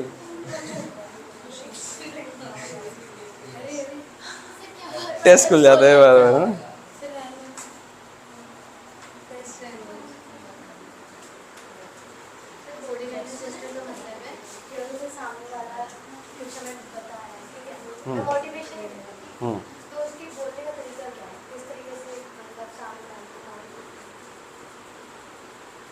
ठीक है, किस तरीके से करते हैं? जैसे कि डिफरेंट है बोलने का स्टाइल। ढिंचे पूछ जाए क्या? बोलने का स्टाइल तो नॉर्मली है उनका, हमने भी सुना हुआ है। बोलने का स्टाइल नॉर्मल है, टोन हाई और लो बोल सकते हैं, अब स्टाइल नॉर्मल है। क्या चीज़? अरे वो छोड़ दो, नालायक हो। आप बताइए, एग्जाम्पल दिया तो बताओ ना। देखो मैं बताता हूँ बॉडी लैंग्वेज और जेस्चर रिकॉर्डिंग क्या होता है। सुनो, जैसे मान लीजिए स्कूल में फेयरवेल है, सुनो,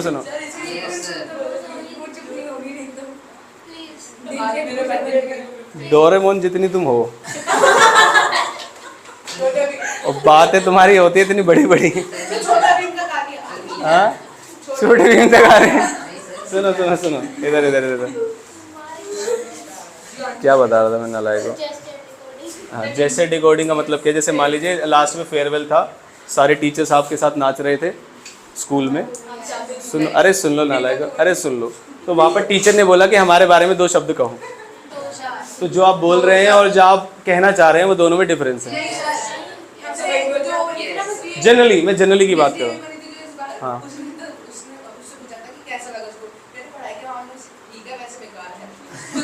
तो उल्टा बोल दिया ना उन्होंने, बोलो वैसे सबसे बढ़िया है, मवाली बना करना है तो पढ़ाई के मामले में खराब है।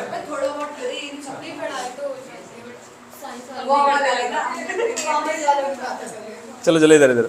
Every movement of body communicates some meaning. अब चाहे आप कम्युनिकेट कर रहे हैं, कम्युनिकेट नहीं कर रहे, इवन ना कम्युनिकेट करना भी एक कम्युनिकेशन है। लैक ऑफ इंटरेस्ट, आ गई बात समझ में? Next, if there is no match between what is said and what is expressed in the body movements. इसका मतलब क्या है? इसका मतलब क्या है? जैसे होता है ना कुछ बॉडी मूवमेंट नहीं है, जैसे मान लीजिए जिस तरीके से हमारे सनत जी बैठते हैं जनरली तो इनकी बॉडी, अभी मैं बोलूँ कि क्या आप मोटिवेटेड हैं तो लेटे रहेंगे पीछे, ये भी आप अब सीधे बैठ गए, पहले इधर उधर बैठते थे तो हमेशा टेस्ट में उसमें, हाँ वही पॉइंट है, ठीक है। नेक्स्ट, कम्युनिकेशन में भी रॉन्गली परसीव। आगे बात समझ में? अगर आप जो कह रहे हैं और जो आपकी बॉडी कह रही है बिल्कुल अलग है। जैसे मैं बोलूँ आपका पूरा फोकस यहीं पे है, मुझे आपकी बॉडी से ऐसा लग रहा है बेड बाहर ही रखा हुआ है आपका, जिस पे से आप उठ के आए हैं, समझ गए? ब्रेक दे देता हूँ मैं तुरंत। मैंने कभी ब्रेक के लिए मना किया आपको? अरे नालायक, अरे कैसे नालायक, सांप पाल रखा है मैंने, हमेशा ब्रेक, ये हम मना कर रहे हैं और यस कर रहे हैं, नालायक।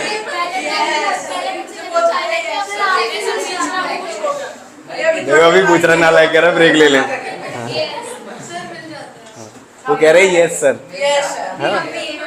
चलो चलो इधर आ जाओ, कैटेगरी बढ़िए, कैटेगरी साइकोलॉजिकल बैरियर्स, जिसमें पहला पॉइंट क्या है? प्री मैच्योर इवेल्युएशन, बात के कंप्लीट होने से पहले समझ लेना और या फिर किसी की अजम्पशंस बनाना किसी व्यक्ति के बारे में या फिर किसी कम्युनिकेशन के बारे में। आधी बात कंप्लीट है, उन्होंने कहा हाँ बस रहने दे, अब रहने दे, ठीक है। हाँ, second point lack of attention. इसका मतलब क्या है? ये लिसनर को लेके है या स्पीकर को लेके है? ये लिसनर को लेके है। नेक्स्ट, लॉस बाय ट्रांसमिशन और पुअर रिटेंशन, सुन लिया था लेकिन समझ नहीं पाए या फिर रास्ते में ही कम्युनिकेशन खराब हो गई। सेकंड समझ में आया, लैक ऑफ अटेंशन, ठीक है। फोर्थ पढ़िए, डिस्ट्रस्ट का मतलब क्या है? सुपीरियर, सबऑर्डिनेट, स्पीकर और लिसनर, किसी के बीच में भी अगर डिस्ट्रस्ट है तो वहां पर परेशानी आएगी कम्युनिकेशन में। नेक्स्ट कौन सा है? Personal barrier, fear of challenge to the, इसका मतलब जो सुपीरियर है, इस पॉइंट में कैसी एक्सप्लेनेशन है? जो सुपीरियर है वो उसे ऐसा लगता है कि अगर वो किससे बात करेगा? सबऑर्डिनेट से, तो उसकी जो अथॉरिटी है वो कम हो जाएगी, वैल्यू कम हो जाएगी उसकी। इसलिए जनरली जो टॉप लेवल के जनरल मैनेजर्स और ऑफिशियल है वो जनरली वर्कर से आके बात नहीं करते हैं, कम्युनिकेटर्स के थ्रू करते हैं, चाहे वो सुपरवाइजर है या कोई भी है। Second point, lack of superior in subordinate, superior को पता है कि गधे हैं सारे, ठीक है, तो तब भी कम्युनिकेशन प्रॉब्लम है। थर्ड पॉइंट, कम्युनिकेशन का मन ही नहीं है, जबरदस्ती वाली बात है। फोर्थ पॉइंट, ये लिसनर के लिए है या स्पीकर के लिए है?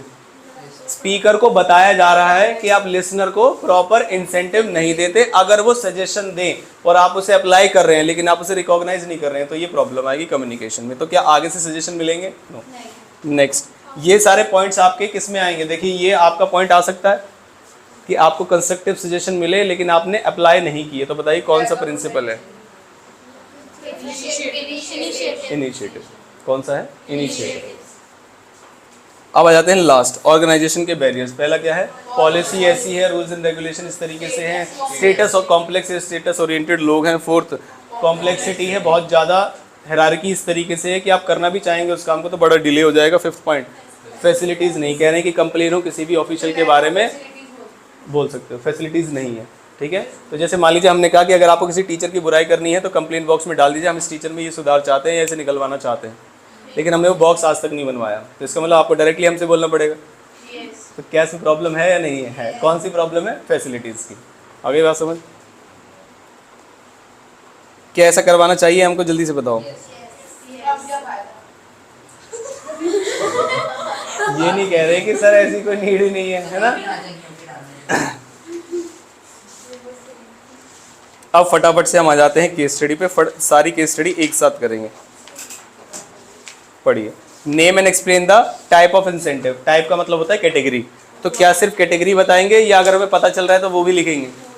अगर पता चल रहा है तो वो भी लिखेंगे। पढ़िए, Ayesha limited assured their employees that in spite of recession no worker will be retrenched। तो कौन से वाले में जाएगा ये बताइए? नॉन फाइनेंशियल में। और कौन सा होगा? Job security. In spite of recession का मतलब हो जाए इसी बात पे, इन स्पाइट ऑफ रिसेशन का मतलब क्या है? किसका? रिसेशन के बावजूद। Very good. Second, name and explain the type of incentive, जो कि है हम शेयर्स देंगे आपको लेस देन मार्केट प्राइस। पहले जाएगा किसमें ये बताइए? फाइनेंशियल या नॉन फाइनेंशियल? आप कैटेगरी में भी गलती कर सकते हैं, ध्यान रखिएगा। तो किस में जाएगा? फाइनेंशियल में। और आंसर क्या होगा? ई शॉप। को पार्टनरशिप या ई शॉप? एक ही बात है, ठीक है। Next, explain one more incentive of the same category. Identify है या एक्सप्लेन है? एक्सप्लेन है। तो कौन सा और कर सकते हैं आप इसके? Bonus, profit sharing. ऐसा आइडेंटिफाई करें जिसके बारे में आप लिख सके। जैसे परक्विजिट के बारे में आप लिख सकते हैं, अलाउंसेस के बारे में आप एक्सप्लेनेशन लिख सकते हैं कि अलाउंसेस कैश में दिए जाते हैं और उसके एग्जांपल्स। तो ऐसा सिलेक्ट करें जिसे आप ढंग से एक्सप्लेन कर सकें। आगे बात समझ। Next, which element of directing is use by manager. आप पढ़िए और बताइए कौन सा एलिमेंट डायरेक्टिंग का यूज किया गया है। मोटिव, सोच लेना, पहले सारी लाइन्स पढ़ लेना। They found that employees were not given their best, so they decided to announce incentive। तो क्या यहीं से डिसाइड हो गया है? क्या आंसर है इसका? मोटिवेशन। अब अगला क्वेश्चन आपसे यहीं पे खत्म नहीं हुआ है। सजेस्ट इंसेंटिव सूटेबल फॉर, जो लोअर लेवल के लिए और जो हायर लेवल। हाँ, लोअर लेवल के लिए क्या करेंगे? मॉनेटरी। और हायर लेवल वाले के लिए नॉन मॉनेटरी। और आप चाहें तो इसके एग्जाम्पल भी लिख सकते हैं, एक दो एग्जाम्पल जो कि आप यूज़ कर सकते हैं। जैसे मॉनेटरी में क्या बोल सकते हैं आप? पे एंड अलाउंस, परक्विजिट। और नॉन मॉनेटरी में क्या लिख सकते हैं आप? ईआरपी लिख सकते हैं, status, job security. Higher level नहीं, जॉब एनरिचमेंट लिख सकते हैं। थोड़ा सा जब सजेशन दें तो सोच के दें। जॉब सिक्योरिटी हायर लेवल वालों को नहीं चाहिए होती। आप निकाल दो 10 कंपनी आ जाएंगी उन्हें जॉब देने के लिए, ठीक है। जॉब सिक्योरिटी चाहिए होती है सुपरवाइजरी लेवल और मैनेजरियल लेवल वाले लोगों को। आगे बात समझ। फिर आगे फोर्थ क्वेश्चन में नेम द पैटर्न। चलो ये तो है ही नहीं। अब आ जाते हैं फिफ्थ क्वेश्चन। फिफ्थ क्वेश्चन की रिक्वायरमेंट क्या है? आ रही है, अभी रुक जाइए, रुक जाओ, आगे जाओ, आगे। इसमें आंसर है कहाँ है? क्वेश्चन पढ़िए पहले। Is directing required at planning stage. पहले क्वेश्चन ये है, कई बार हम यहाँ से पढ़ लेते हैं क्वेश्चन। रिक्वायरमेंट तो है ही नहीं अब, तो कहाँ है रिक्वायरमेंट? ऊपर। क्या डायरेक्टिंग की जरूरत पड़ेगी प्लानिंग स्टेज पे? यस और नो बताइए। डायरेक्टिंग का मतलब इनिशिएट एक्शन, बात खत्म। आगे बात समझ में। तो क्या किसी भी लेवल की डायरेक्शन की जरूरत पड़ेगी प्लानिंग में? नो। तो आंसर क्या है? नो। और इस बात को हम समझा देंगे कि डायरेक्टिंग के अंदर इनिशिएट एक्शन होता है और प्लानिंग के अंदर हम सिर्फ प्लान करते हैं। आगे बात समझ, इसीलिए यहाँ पर डायरेक्शन की जरूरत नहीं है। आगे, name the element of directing function under the which, जो कि हम यहाँ पर डिस्कस किए थे। तो बोर्ड में अगर आपका 1-2 नंबर भी कट गया तो आपको बड़ा दुख होगा। अननेसेसरीली तो नहीं कटना चाहिए। तो वो नंबर कौन से वाला नहीं होना चाहिए? जैसे कि ये, कि इस क्वेश्चन के 2 पार्ट हैं। सुपरविजन, अब मैं कह के चल रहा हूँ कि आ रहा है, आपको पढ़ना पड़ेगा। सुपरविजन डिलीटेड है सुपरविजन टॉपिक के अंदर, जो भी उसके अंदर टॉपिक्स आते हैं, लेकिन जब आइडेंटिफाई द एलिमेंट तब डिलीटेड नहीं। पॉइंट आया समझ में? तो आपको सुपरविजन आना चाहिए और ऐसे क्वेश्चन आएंगे, ध्यान रखना, ठीक है। तो ये वाली गलती आप एग्जाम में ना करें, ये ध्यान रखिएगा। क्वेश्चन की रिक्वायरमेंट पूरी तरीके से ना पढ़ना, ये एक ऐसी गलती है जो जनरली बच्चे करते हैं। आगे बात समझ में। तो हर तरीके से पहले आपको क्वेश्चन पढ़ना है। जैसे पहला point, the superior oversee the activities of subordinates, supervision. उसके बाद कैसे पता चला मोटिवेशन? क्या लिखा हुआ है यहाँ पर? नीड्स। तो ये किस में आ जाएगा? मोटिवेशन में। उसके बाद लीडरशिप कहाँ से पता चला? इन्फ्लुएंस द, देखो सभी के कीवर्ड है। ओवरसी द एक्टिविटीज कीवर्ड है, नीड्स। इन्फ्लुएंस द बिहेवियर में क्या जाएगा? लीडरशिप। और नेक्स्ट क्या जाएगा? इंफॉर्मेशन शेयर करना। ये किस में चला जाएगा? कम्युनिकेशन। तो 3 नंबर का क्वेश्चन इसीलिए था, सिर्फ आइडेंटिफाई करने के लिए नहीं। क्या बात समझ में आती है? आप ऐसा बोल सकते हैं 4 पॉइंट है, आधे आधे नंबर के हैं, तो कितने हो गए? 2 और फिर 1 पॉइंट। एक पॉइंट यस या नो प्लस एक्सप्लेनेशन बताना। और आप बिजनेस के एग्जाम में एक चीज़ ध्यान रखिएगा कि एक्सप्लेनेशन ज़रूर देनी है आपको। पॉइंट आया समझ, जितने लाइंस आपको आते हैं उससे एक एक्स्ट्रा। नेक्स्ट, जैसे इन्होंने आंसर लिखा हुआ यहाँ से ही पढ़ सकते हैं। No director is not required at planning stage. हर एक केस स्टडी के आंसर दिए हुए नीचे, जिनके आंसर्स गलत हैं तो वो मैंने आपको क्लास में ही समझा रखा है कि एक दो क्वेश्चन इसका आंसर ये नहीं होगा, ठीक है। It is an executive function. कैसा फंक्शन है? जो डायरेक्शन है वो एग्जीक्यूटिव फंक्शन है और जो प्लानिंग है वो प्लानिंग फंक्शन। दो होते हैं ना, प्लानिंग और एग्जीक्यूशन। पॉइंट आया समझ में? तो ये कौन सा फंक्शन है? प्लानिंग वाला। और डायरेक्टिंग एक एग्जीक्यूटिव फंक्शन, तो इस चाहिए ही नहीं हमें प्लानिंग स्टेज पे, ठीक है। It initiate action in the organisation which other function of management, जो कि कौन? Planning, organising, staff in and just prepare a setup for action, जिसमें आप सजेस्ट करूंगा मैं आपको कंट्रोलिंग इसमें ना लिखें, बस आप प्लानिंग, ऑर्गेनाइजिंग और स्टाफिंग वाली बात लिख देंगे।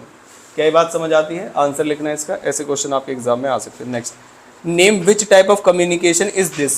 टाइप का मतलब फॉर्मल या इनफॉर्मल, और उसकी कोई भी दो लिमिटेशन पढ़िए।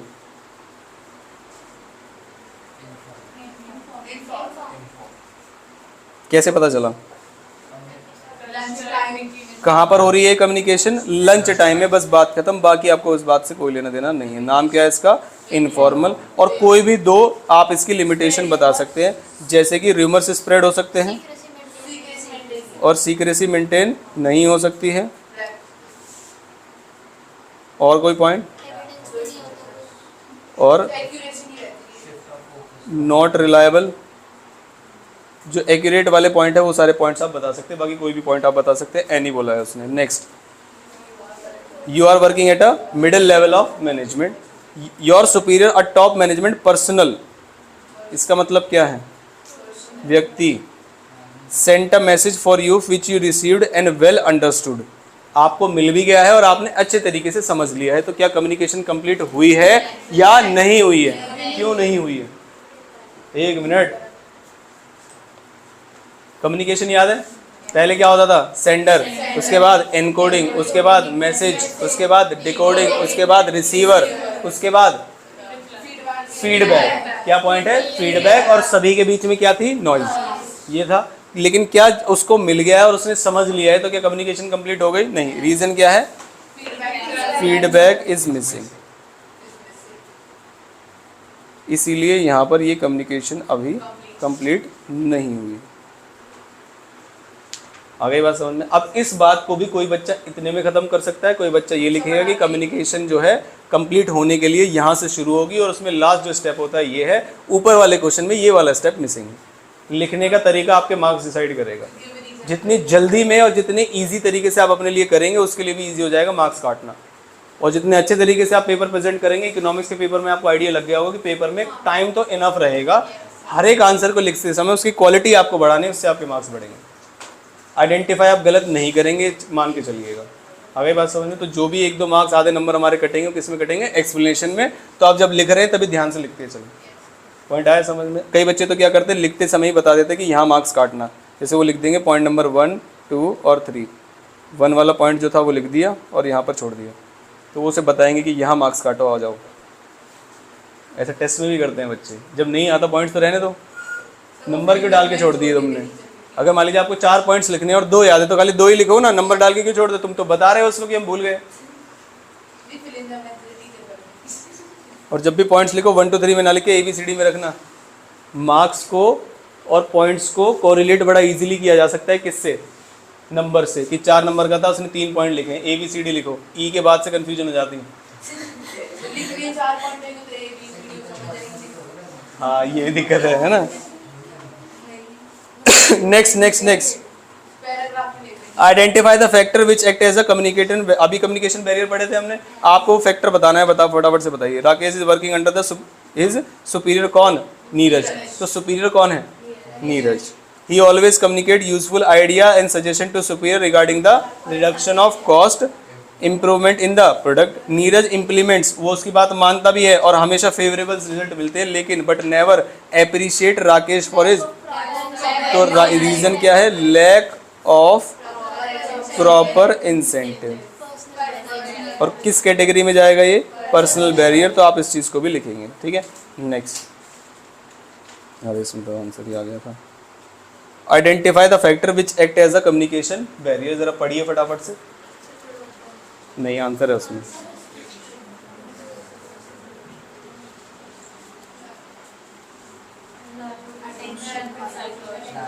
अटेंशन कैसे पता चला आपको? डोमेस्टिक प्रॉब्लम समझते हो आप? घरेलू परेशानियां, उससे। हाँ, फाइनेंस प्रॉब्लम है। एक मिनट, क्या कह रहे हो? कहाँ है फाइनेंस प्रॉब्लम? ये आपने बड़ी गहरी बात की है कि डोमेस्टिक में प्रॉब्लम तभी होती है जब फाइनेंस की दिक्कत होती है। क्या अंबानी के घर में लड़ाई झगड़े होते होंगे? नो। तो आपने बड़ी गहरी बात की थी, लेकिन वो यहाँ नहीं लिखी है। डोमेस्टिक प्रॉब्लम है बस, फाइनेंस कहाँ है इसमें? हाँ, बात डीप थी, लेकिन इतना डीप पूछ नहीं रहे ना वो तो कह रहे कोट द लाइन और आंसर लिखो। डोमेस्टिक प्रॉब्लम थी वो, और डोमेस्टिक प्रॉब्लम से हुआ क्या? Ankush mind being preoccupied, he is not in a position to understand the. जैसे आज कोई ईमानदारी से बताना, कोई डांट खा के आया सुबह सुबह घर से? आप तो हो सकता है कि जो इनिशियल वाला स्टेज है क्लास का, वो आपका दिमाग का वही है। किस चीज़ को लेके? इतनी बुरी बात थी? चलो, लैक ऑफ अटेंशन। ठीक है, अब अरे आंसर लिखे हुए। नेक्स्ट पढ़िए। Name the incentive provided to Rajat. ERP कैसे पता चला आपको? उसका जो नाम है वो डिस्प्ले किया गया नोटिस बोर्ड पे, और बड़ी जल्दी आंसर देना है आपको एग्जाम में, ध्यान रखिएगा। आगे बात समझ में? नेक्स्ट। हाँ, next identify and explain the features या फीचर। तो कितने फीचर हैं? एक। अब आपको गलत नहीं लिखना है, ध्यान रखिएगा।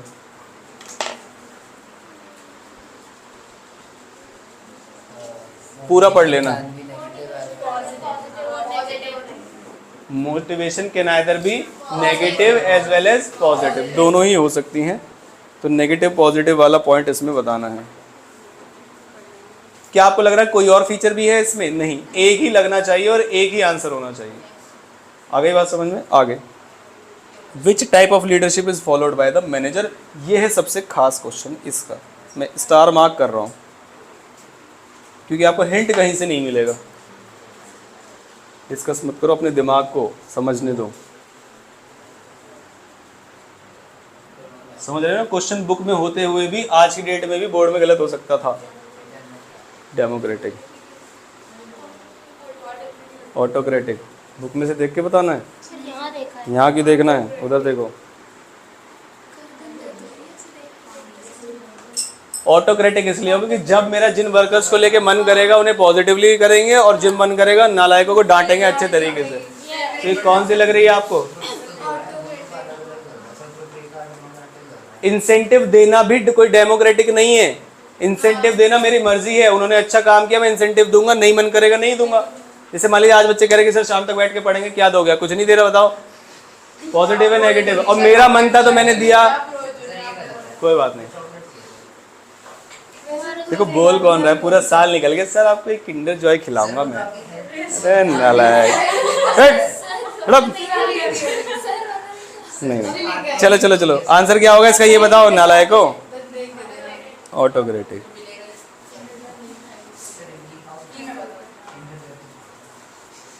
इधर आ जाओ, इधर इधर। 12th क्वेश्चन पढ़ लो। इमली भाई साहब क्लास में बैठे इमली खा रहे हो, अब दूसरी बात में बोल नहीं सकता, पढ़ लो इधर। कम से कम क्लास में बैठे हो, इतनी जल्दबाजी तो नहीं होनी चाहिए। इतनी ईगरनेस पता है किसमें होती है इमली खाने की?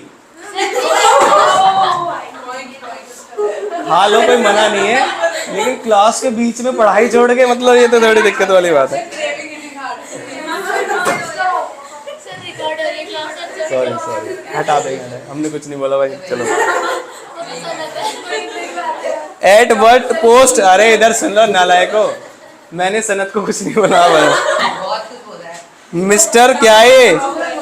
अरे इसका नाम पढ़ के दिखाओ जल्दी, बाकी काम छोड़। क्षितिज चाहिए? अरे नाम पहली बार पढ़ा है मैंने। बताइए फटाफट से कौन से लेवल पे है?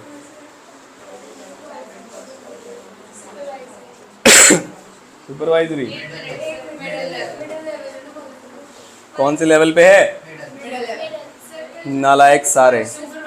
सुपरवाइजरी वाले लोग एम्प्लॉयज के टच में रहते हैं और उनकी प्रॉब्लम्स को मैनेजमेंट तक लाते हैं। मिडिल लेवल वाले थोड़ी करते हैं ये काम।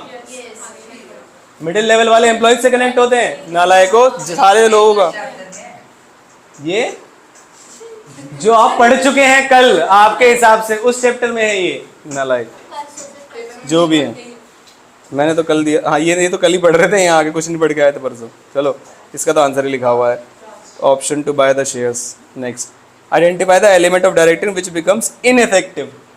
क्वेश्चन समझ आया कि वो जो एलिमेंट है वो इनइफेक्टिव रहेगा, क्यों? Due to the behaviour of manager. बताइए फटाफट से। मोटिवेशन, पढ़ लो नालायको। कम्युनिकेशन, कैसे पता चला बताओ?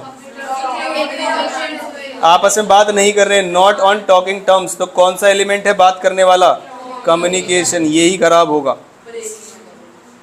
Next, also explain the factor which led to their such behaviour. बताइए, फैक्टर का मतलब बैरियर पूछा है आपसे, ध्यान रखना। बताइए कौन सा बैरियर आपको लग रहा है? नहीं, बताना पड़ेगा आपको। क्या है? पर्सनल, आपस में बात क्यों नहीं कर रहे हैं? क्योंकि आपस में भरोसा नहीं है बिल्कुल भी। Next, 15th point, by quoting the lines from the above para identify the need of Huma which she is able to fulfil. First question, also explain the other two needs of Huma followed by the above need which is still remain to be satisfied. इसका मतलब वो fulfilled नहीं हो रही है। तो need पूछा है या नीड्स पूछी हैं? तो उसकी एक से ज़्यादा नीड सेटिस्फाई हो रही है और जिस लेवल पे तक आप आ जाओ उसके बाद वाली नीड बतानी है। ठीक है, फटाफट से पढ़िए।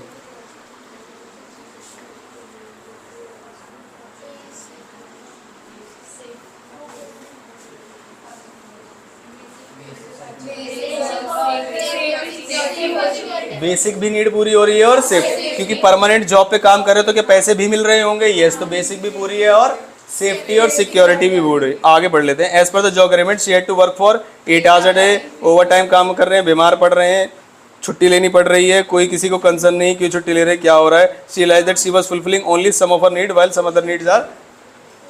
आगे वाली कितनी बतानी है हमें? 2, यानी कि कौन सी? सोशल और एसटी। सोशल का दूसरा नाम एफिलिएशन के अलावा कोई नहीं, 2 ही नाम है। ठीक है, हाँ। सेफ्टी,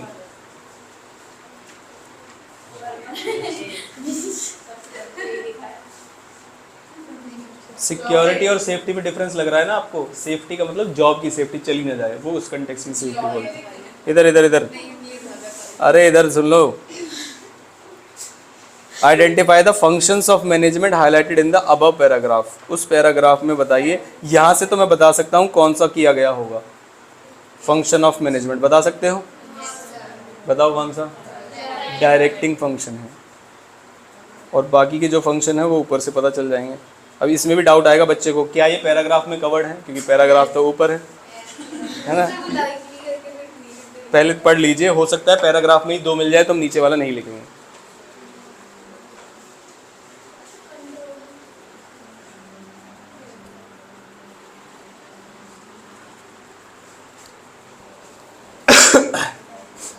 दो पूछे थे हमसे, ज़्यादा पूछे थे?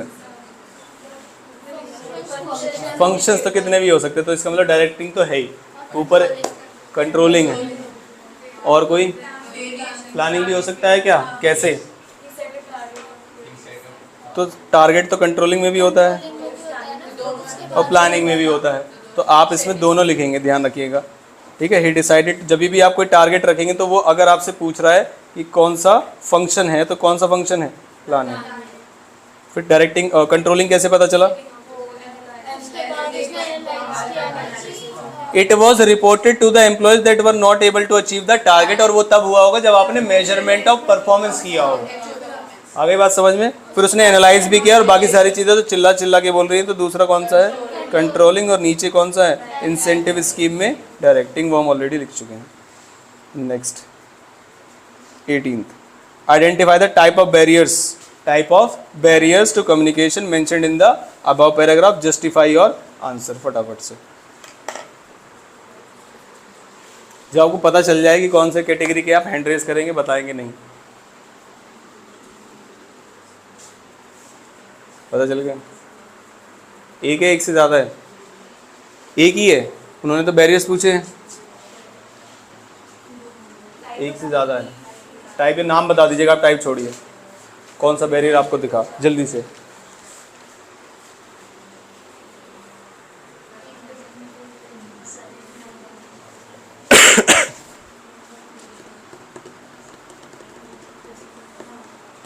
पढ़ लें आप।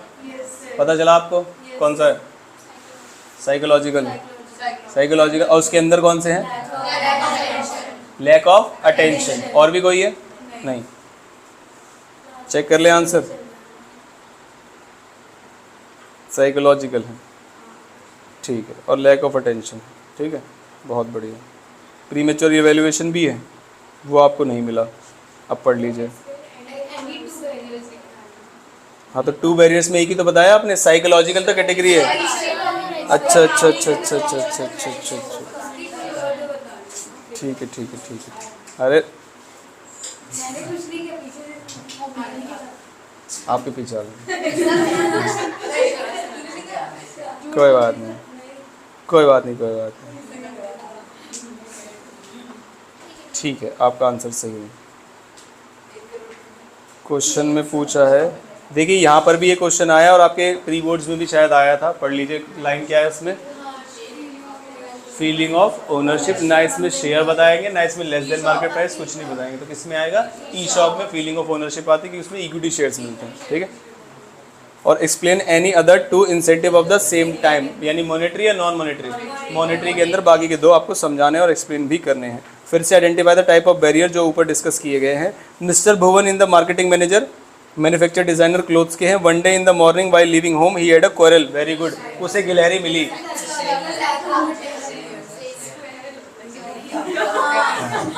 वही बता रहा ना मैं, रास्ते में आते हुए उसे गिलहरी मिली। तो क्या ये पॉजिटिव बात है नेगेटिव बात है? अरे पता है भाई, मुझे पता है पता है मुझे पता है। With the person in the neighbourhood, neighbourhood के व्यक्ति ने उसे गिलहरी दी। That person abused his family and threatened her family, क्योंकि गिलहरी ने उसे काट लिया होगा। हाँ, mister Bhuvan got very upset and worried. On the same day a meeting was organised in the office to finalise the design. आपकी इंग्लिश और मेरी इंग्लिश कितनी भी खराब सही, लेकिन क्या हम इसका कंटेक्स्ट समझ पाएंगे कि दिमाग खराब था, बात खत्म, ठीक है। तुम ऐसी समझ लेना भाई, तुम ऐसी समझ लेना। Mister Bhuvan could not pay attention, बात खत्म, क्योंकि वो किसके बारे में सोच रहा था? ये लहरी के बारे में सोच रहा था, इसलिए वो ध्यान नहीं दे पाया।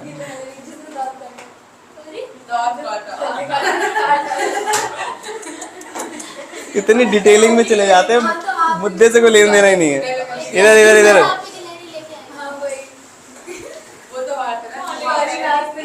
Identify the functions of management indicated in the above paragraph. बताइए, फंक्शंस पूछा है, फंक्शंस एक से ज्यादा है, और क्वेश्चन ध्यान से पढ़ा करो, बहुत गलतियां करते हो तुम।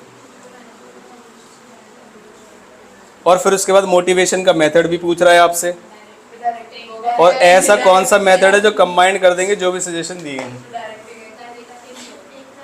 तो इसका मतलब एक तो आपको पता चल ही गया, डायरेक्टिंग है।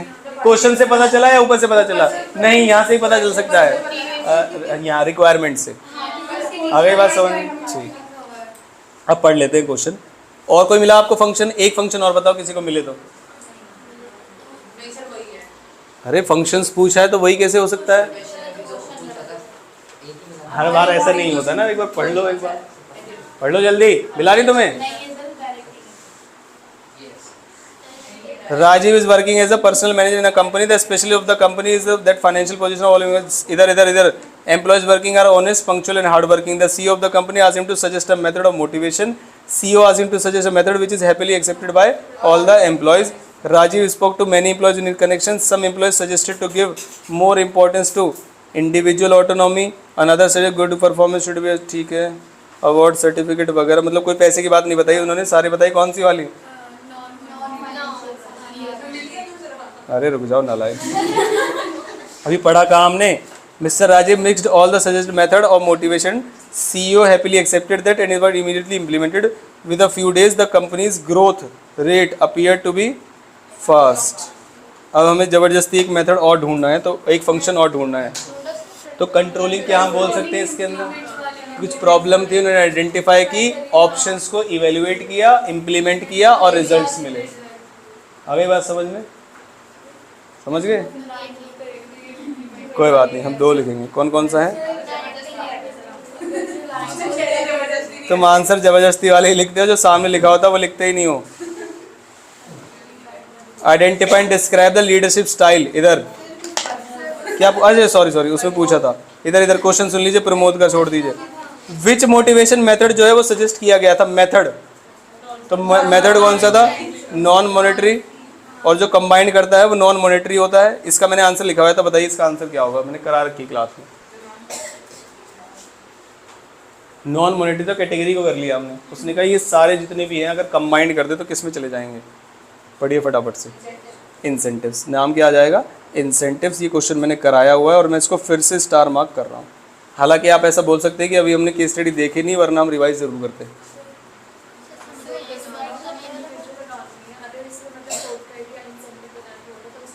इसलिए उसने पूछा नहीं ना। आधी अधूरी इन्फॉर्मेशन से आप आंसर गेस करेंगे बस, तो कभी भी इंडिविजुअल ऑटोनॉमी से आपके हिसाब से वो नहीं पूछेगा। इसलिए बताया ना मैंने, साथ में कुछ लिखा होगा।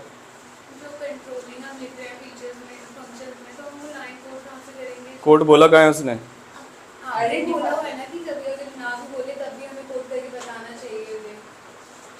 नहीं, बोर्ड में एप्लीकेबल नहीं है। बोर्ड में नहीं पूछा तो नहीं बता रहे हम। पता चले दूसरी लाइन से पता चलना चाहिए था, हमने दूसरी कोट कर दी। जितना पूछा उतना बताओ, ज़्यादा क्वांटिटी में बताओ बस, ठीक है? आधे अधूरी इन्फॉर्मेशन से नहीं आएगा बोर्ड में। कौन सा वाला? Which motivation method combine all the above stated and was suggested by personal manager. ठीक है, तो इसे इंसेंटिव बोलते हैं। लीडरशिप स्टाइल बताओ तुम। मैं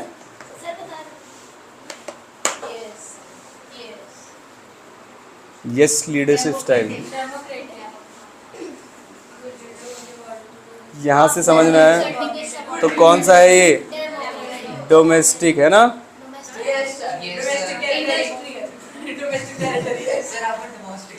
मिलेगी भी, मैं डोमेस्टिक ही रहा था। Identify the communication barrier. इधर फटाफट से क्वेश्चन पढ़ो। कम्युनिकेशन बैरियर बताओ। वो था सिमेंटिक। सिमेंटिक मतलब सीमेंट है इसमें। कैसे पता चला? बैडली एक्सप्रेस में से कैसे पता चला? इधर देखिए, Neeraj sales representative Omeda limited changed 7 jobs at least. Last 1 साल में 7 जॉब बदल ली नालायक ने। He is a hard working person but is not able to finalise deal with the customer due to his inadequate vocabulary. और जो भी related language related जो बैरियर्स होते हैं उन्हें सिमेंटिक बैरियर्स बोलते हैं। आगे बात समझ, वोकेबुलरी की दिक्कत थी। And omission of needed words, काम की बात जो भूल जाते हैं। आगे, sometimes he uses wrong words which intended meaning is not conveyed. All this created a misunderstanding. तो ये किस में आता है सारा? सिमेंटिक के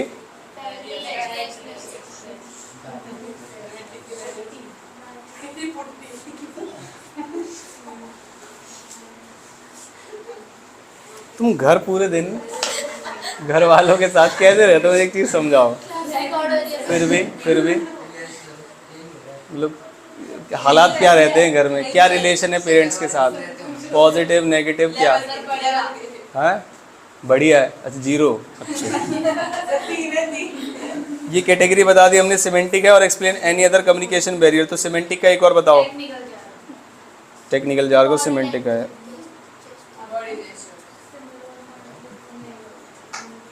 नेक्स्ट आगे 24th पे इधर आइडेंटिफाई द, आप बताओगे इसको।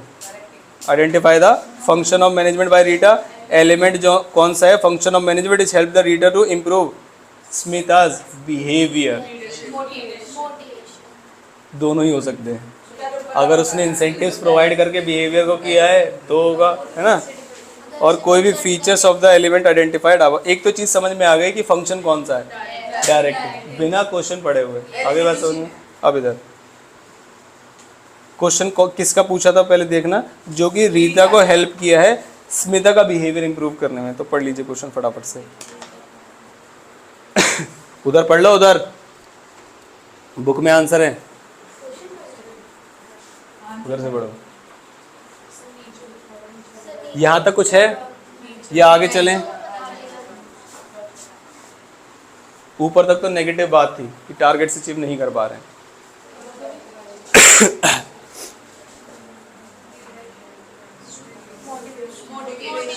कैसे पता चला? गाइड एंड इंस्पायर मोटिवेशन होता है।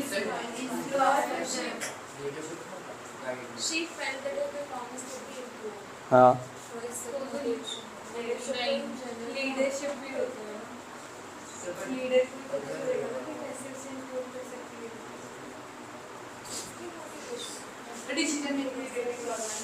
एम्प्लॉय इन्वॉल्वमेंट उसमें नहीं है, मोटिवेशन में पढ़ा है हमने एम्प्लॉय इन्वॉल्वमेंट, एम्प्लॉय पार्टिसिपेशन।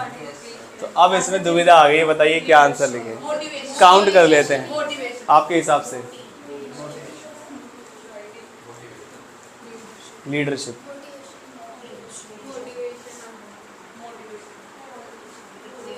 ज्यादा लोग मोटिवेशन के, लेकिन बुक में जो आंसर है, बुक में जो चेक कर लो, मोटिवेशन ही है। और रीजन आपको समझ में आया? यहाँ पर उसने इन्वॉल्व किया है, उसे पार्ट बनाया है। और ये हमने इंसेंटिव पढ़ा है, कौन सा वाला? नॉन फाइनेंशियल इंसेंटिव है। मोटिवेशन पूरी रामायण।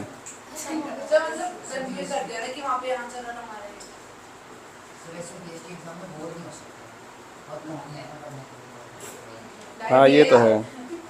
जैसे हाँ, जैसे कुछ बच्चे बुक्स पढ़ते हैं ना 11th की, जो 12th में आए वो बुक्स पढ़ते राइटर्स की, पता नहीं क्या थॉमस, क्या 7 हस्बैंड कैसे किल, कुछ था उसमें, जो नहीं थॉमस एडिसन पता नहीं किसका है। हाँ, अरे क्यों पढ़ना भाई, सिलेबस ही बहुत है। तुमसे किसने कहा? 4 बार तलाक हो चुका है मेरा, पता है तुम्हें? पढ़ो पढ़ो। हाँ हाँ, तो इसलिए तो बता रहा हूँ। हाँ, तो तलाक हो गया ना 4 बार, कह रहे हो भाई तभी तो नहीं है एक भी। चलो चलो। हाँ हाँ, ज़्यादा पढ़ाई कर रखी है ना, तो डेविएशन, एनालाइजिंग, करेक्टिव एक्शन सब, तो उसमें करेक्टिव एक्शन एक ही है, डाइवोर्स। चलो, क्या ये क्वेश्चन किया हुआ है हमने? पक्का? तो बताइए आंसर। हाँ, आज ही की क्लास में एग्जांपल दिया था मैंने। क्वेश्चन पढ़ो पहले, क्वेश्चन क्या पूछ रहा है? By quoting the lines from the above para identify the needs of Rahim that are satisfied by the offer of cycle company. अब ध्यान से सुनना कैसे करनी होती है केस स्टडी। ये वर्ड्स पकड़ो, ऑफर। अब देखो इसमें कहां पर है, कहां गया ये? The cycle company offered him a permanent, तो कौन सा वाला? Safety and security. उसके ऑफर से कौन सी नीड पूरी हो रही है? ये क्वेश्चन इसलिए इंपॉर्टेंट था, ये समझाया था मैंने आपको कि उन्होंने जो ऑफर दिया है उससे कौन सी वाली नीड पूरी होगी। बेसिक भी लिख ही सकते हो, नीड्स पूछा है, नीड पूछा है, तो फिर बेसिक लिखनी पड़ेगी क्योंकि पैसे भी देंगे उसके बदले। Next, also explain 2 other needs of Ram followed by the other, तो बताइए कौन कौन? सोशल, एस्टीम, और 2 ही पूछिए हमसे। 2 पूछिए, सारी पूछिए? अरे नहीं, 2 अदर नीड, तो वही लिखनी है। सेल्फ नॉलेज में जल का गया, 2 ही पूछिए उसने, ठीक है। 26 और इम्पॉर्टेंट है, इसलिए देखिए स्टार मार्क्ड है फटाफट से। रिक्वायरमेंट पढ़िए, पहली रिक्वायरमेंट क्या है? Identify how the company can supervise employees and agents. अब ये आपका सिलेबस का पार्ट नहीं है, इसमें आपको अपनी इंग्लिश लिखनी पड़ेगी। कैसे? How the company can supervise it's employees and agents effectively. तो अब ये किसी सिलेबस का पार्ट नहीं है, तो इसमें आपकी राइटिंग स्किल चेक की जाएगी, ठीक है। आंसर कैसे लिखना है नीचे लिखा हो, डिस्कस करेंगे। सेकंड पढ़िए, what financial and non financial incentives can the company use for employees and agents separately to motivate them. Book पढ़ के पता चलेगा किस लेवल के हैं। आगे, how can the company ensure that higher order needs esteem and self actualisation are met. कैसे ensure कर? थर्ड का आंसर बताओ, चलो बाकी सब छोड़ो।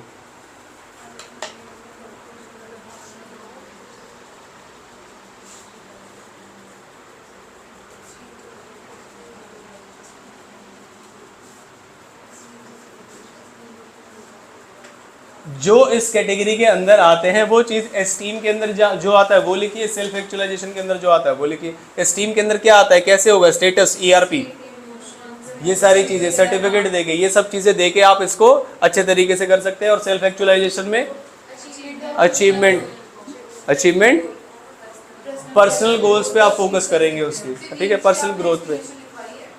नीड्स की मैंने एक्सप्लेनेशन लिखवाई है। अरे भाई साहब,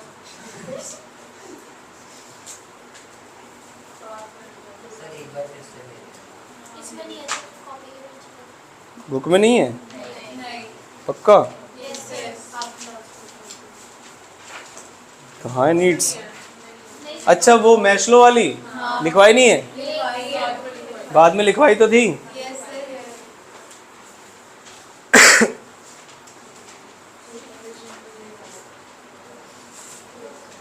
नेक्स्ट पढ़िए, फोर्थ क्वेश्चन। ये कुछ ऐसे क्वेश्चन है जो आपके पेपर में आपका पूरा जो स्कोर है वो खराब कर सकता है। आगे बात समझ में, तो उसे छोड़ के नहीं आना, पहले तो ये चीज़ समझ लेना। और दूसरी चीज़ जो पेपर में इंपॉर्टेंट होती है, सिलेक्शन, कि कौन सा क्वेश्चन करना है अगर और में ऑप्शन आ रहा है तो। ये बहुत इंपॉर्टेंट चीज़ है, क्योंकि कई बार प्रैक्टिकल में देखा जाता है कि एक सिलेक्ट कर लिया, उसे करा, काटा, फिर दूसरा किया, पता चला दूसरा ज़्यादा आसान था। आई बात समझ में? तो आप ऐसा नहीं करें, बीएसटी में ऐसा ना करें। How can the company follow informal communication system, बताइए कैसे फॉलो करेंगे?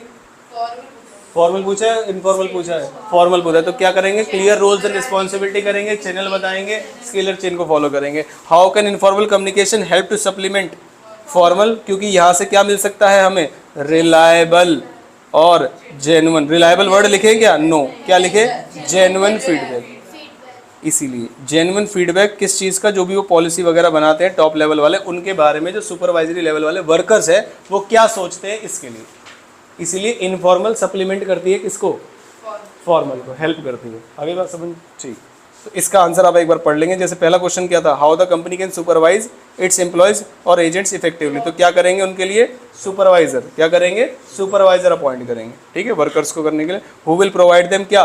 Job training to the employees, they will maintain group unity. ये प्रॉब्लम सारी उसमें डिस्कस की जा रही होगी, तो वो प्रॉब्लम को दूर कर देंगे।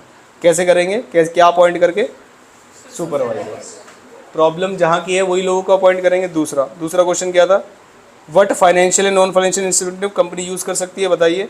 तो to the employees of the company who can give, क्या दे सकते हैं? पे एंड अलाउंस, बोनस। मतलब एक कैटेगरी बतानी है आपको कि फाइनेंशियल में ये कर सकते हैं, नॉन फाइनेंशियल में ये कर सकते हैं, ठीक है। जैसे एजेंट्स को हम ये सारी चीज़ें दे सकते हैं। आगे फिर आए हम थर्ड क्वेश्चन पे। ये बताया उन्होंने नीड्स कैसे सेटिस्फाई करेंगे हम इन दो कैटेगरी वाली, स्टीम और सेल्फ एक्चुअलाइजेशन। तो उन्होंने कहा रिकॉग्निशन दो, ऑटोनॉमस स्टेटस दो, ठीक है, और प्रोवाइडिंग ग्रोथ एंड सेल्फ। तो दोनों का तरीका बता दें, मतलब एग्जाम्पल बता के उसने बताया, ठीक है। नेक्स्ट और कौन सा है क्वेश्चन? फॉर्मल और इनफॉर्मल वाला। तो फॉर्मल वाले का आंसर देखिए, कंपनी फॉर्मल कैसे करेंगे? Ensuring that all communication flows through official channels, जो कि हमें डिजाइन कर रखे हैं, इसे हायरार्की भी बोल सकते हैं। और यहाँ पर can be use by the company to transmit information to दो नो, क्या चीज़ नो करने के लिए? Reaction of the employees and agents to the company's decision and policy, जो कि जेन्युइन रिएक्शन और जेन्युइन रिएक्शन होगा। आगे बात समझ। नेक्स्ट ग्रेपवाइन चैलेंज जो है, इसके लिए हम कर सकते हैं बात करें। क्वेश्चन समझ में आया? ग्रेपवाइन का मतलब नहीं, मीनिंग है, बस दूसरा नाम है उससे, ग्रेपवाइन कर दिया। गुच्छा नहीं बना होता अंगूरों का, वो फॉर्मली होता है, इनफॉर्मली होता है, हमें क्या पता कैसे होता है, नाम रख दिया उन्होंने, ठीक है। तो ये क्वेश्चन 26वां क्वेश्चन है। अगर ऐसा क्वेश्चन आप करके नहीं जाएंगे, उसका आंसर नहीं पढ़ के जाएंगे, तब एग्जाम में गलत या ज़्यादा अच्छा नहीं लिख पाएंगे। आगे बात समझ। तो ये आप पढ़ के जाएंगे, मैंने स्टार मार्क कर दिया है पहले ही। ऐसे क्वेश्चन आने के चांसेस 0.0001% होते हैं, लेकिन अगर पढ़ रखा होगा तो अटेम्प्ट कर देना। हाँ, क्योंकि आप ऐसा मान के चलिए कि बाकी सारे पेपर ठीक ठाक आए हैं, तो मैं ऐसा अज्यूम कर रहा हूँ कि बीएसटी और अकाउंट्स में से एक ना एक पेपर डिफिकल्ट आने वाला है, अबव एवरेज आने वाला है। और आप ये उम्मीद करके चलिएगा कि बीएसटी का आए तो ज़्यादा अच्छा है। आगे बात समझ में? नहीं, इतना भी मत रखना, पेपर में पेपर ही देना, ठीक है, बीएसटी का ही। हाँ, और from the above paragraph quote the lines that indicate formal and. अगर क्वेश्चन होता कि बताइए कौन कौन से टाइप की कम्युनिकेशन है, तो क्या लिखते हैं? फॉर्मल। लेकिन इसने बोला लाइन कोड करके बताओ लाइन कोड करके फटाफट से। देखिए, प्रतीक इज वर्किंग कहाँ पर? मल्टीनेशनल कंपनी में, नोएडा में। He was running a temperature for last many days while his blood was tested he found. हाँ, ये बढ़िया क्वेश्चन है, जरा आप पढ़ के बताएं, बहुत बढ़िया क्वेश्चन है। तो जब आप टेक्स्ट मैसेज कर रहे हैं, ये क्या है? इनफॉर्मल। तो जरा इसमें फॉर्मल ढूंढ के दिखाओ मुझे आप। जनरल मैनेजर ने क्या किया? ऑर्डर किया फ्यूमिगेशन के लिए इन द कंपनी। ये जो कम्युनिकेशन जो उसने ऑर्डर दिया है, ये जो ऑर्डर दिया गया है ये क्या है? फॉर्मल। ये हाँ जी, फ्यूमिगेशन मतलब छिड़काव, कीटनाशक का छिड़काव।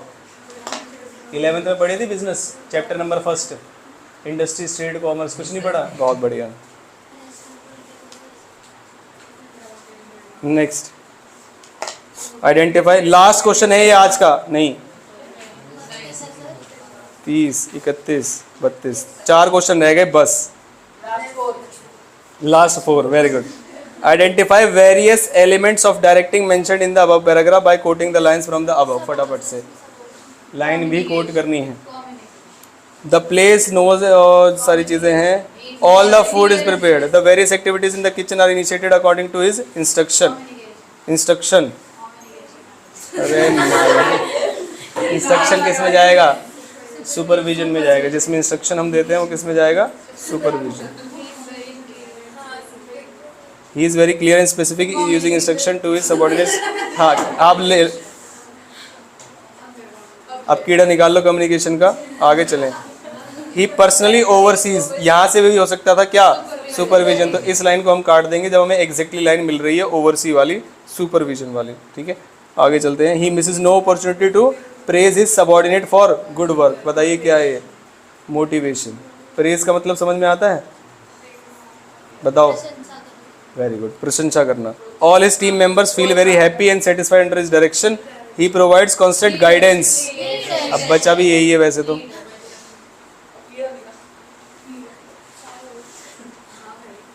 चलो नेक्स्ट, 29।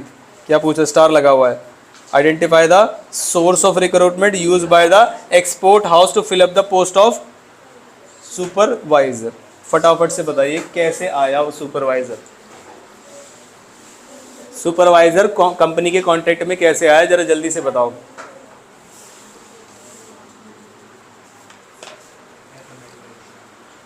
रिकमेंडेशन से। नाम बताना, इंटरनल है तो कौन सा? रिकमेंडेशन है। हाँ हाँ, पता नहीं है तुम्हें? अंदर का व्यक्ति तो रिकमेंड करता है ना। ना ना, अंदर का व्यक्ति रिकमेंड करता है ना। और ये मैंने पढ़ाते समय बताया था कि ये बुद्धि मत लगाना अपनी कि अंदर का व्यक्ति रिकमेंड करेगा, आएगा तो बाहर से। हालांकि इसमें कौन सा है उस पर बहस हम बाद में करेंगे, पहले ये बताइए। रिकमेंडेशन है। ये हमारे बच्चे की वर्ड पकड़ के उसकी पढ़ लो। Neeraj has been working as a, जो भी है, his basic work is team, जो भी है, कंसिडरिंग द फैक्ट जो the plant superintendent in the factory recommend Neeraj name to the production manager for the post of supervisor which will begin. तो मुझे ऐसा लगता है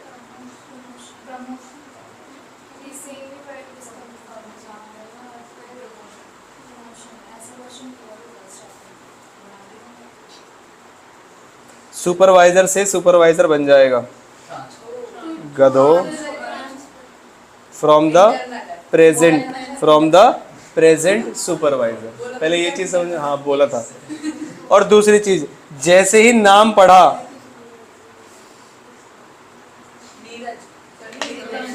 तो रिकमेंडेशन। रिकमेंड से बनता क्या है? रिकमेंडेशन। अब चाहे अंदर का व्यक्ति ऊपर भेज रहा हो उसको या साइड में भेजा ना, इंग्लिश। दो व्यक्ति आपस में बात कर रहे हैं, एक दूसरे व्यक्ति से बोला गया है कि इस पर्टिकुलर डिपार्टमेंट में वो सुपरवाइजर की जॉब पे है, जैसे ही वहां से हटेगा इसे इधर का सुपरवाइजर बना देंगे। आई बात समझ में? तो कौन सा हुआ? सुपरवाइजर एक ही लेवल पे होते हैं, तो कौन सा हुआ? ट्रांसफर। और कौन सा? इंटरनल। वाह वाह वाह। Which will fill the vacant after a month on retirement of. हाँ ये तो है। रुक जाओ रुक जाओ रुक जाओ रुक जाओ। हाँ ये प्रमोशन ही है क्योंकि आगे भी पढ़ना है। क्या सैलरी भी इंक्रीज हुई है उसकी? सही बात है, इंग्लिश की ही दिक्कत है, मैं मानता हूँ। ठीक है, प्रमोशन नहीं। जब सैलरी इंक्रीज और कोई भी पे इंक्रीज होता है उसे अटैच कर देते हैं प्रमोशन से। नहीं, ऐसे जॉब रोटेशन सुना है आपने? सेम लेवल की जॉब तो उसे मानते हैं जनरली ट्रांसफर। और बताइए कौन सा इंसेंटिव है ये?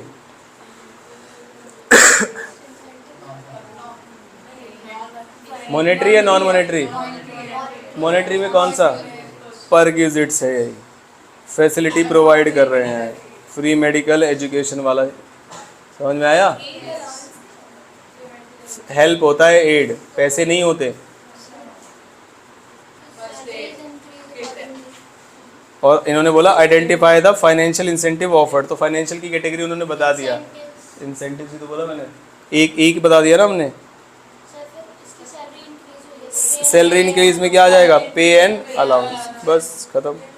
तो आंसर में क्या ट्रांसफर है? बोनस कहाँ है? बोनस तो बोनस लिखा होगा। प्रमोशन इसका आंसर है। और दो कैटेगरी कौन सी है? पे एंड अलाउंस एंड परक्विजिट। कितने रह गए हैं? 3 बस। Name and explain the 2 types of communication, हम पढ़ नहीं रहे। फॉर्मल एंड इनफॉर्मल, और क्या इसने बोला है coating the line from the above para? नहीं।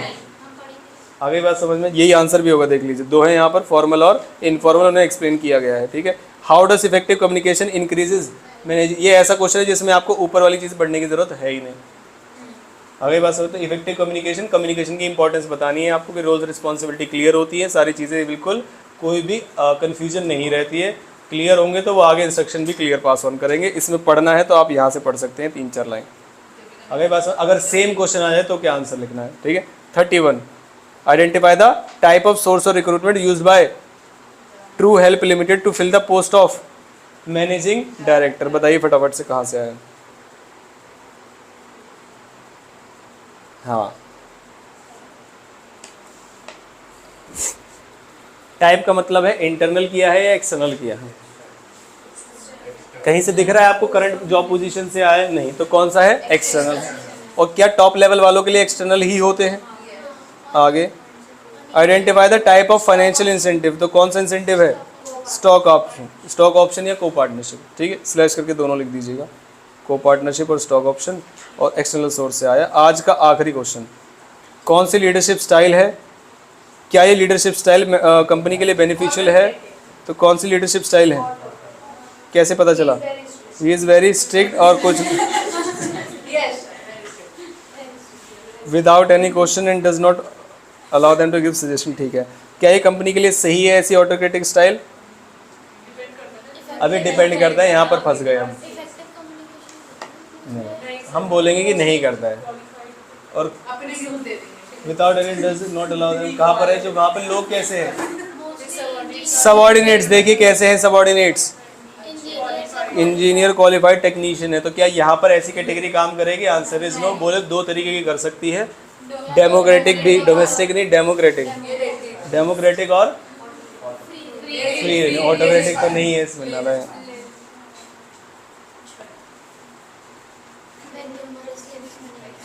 क्या नहीं है? वैल्यूज नहीं है। क्या ये चैप्टर समझ आया आपको? अब बस आपको एक काम की स्टडी मैंने कराई दी है, एक बार आप गो थ्रू कर लेंगे कि जिस जिस पे स्टार मार्क्ड है वो कैसे सॉल्व करनी है आपको। अब बस आपको इस चैप्टर का अगले 1 घंटे या 1.5 घंटे के अंदर जो नोट्स हैं वो लिख के देखने की, कौन से आपको लिख के देखने हैं, कौन से याद करने से हो जाएंगे। डायरेक्टिंग वाला पार्ट खत्म हो जाएगा। जो याद नहीं हो रहे वो आप लिख के देख लीजिए, क्योंकि आ सकता है आइडेंटिफाई एंड एक्सप्लेन। समझ में आती है बात? जिस तरीके से भी आपको बैठना है पूरे कोचिंग में, जिसमें आपकी पढ़ाई बंद कर देना, जिसमें आपकी पढ़ाई बंद नहीं, डिस्टर्बेंस ना हो, उस तरीके से बैठिए। और बार बार ये चुप हो जाओ वो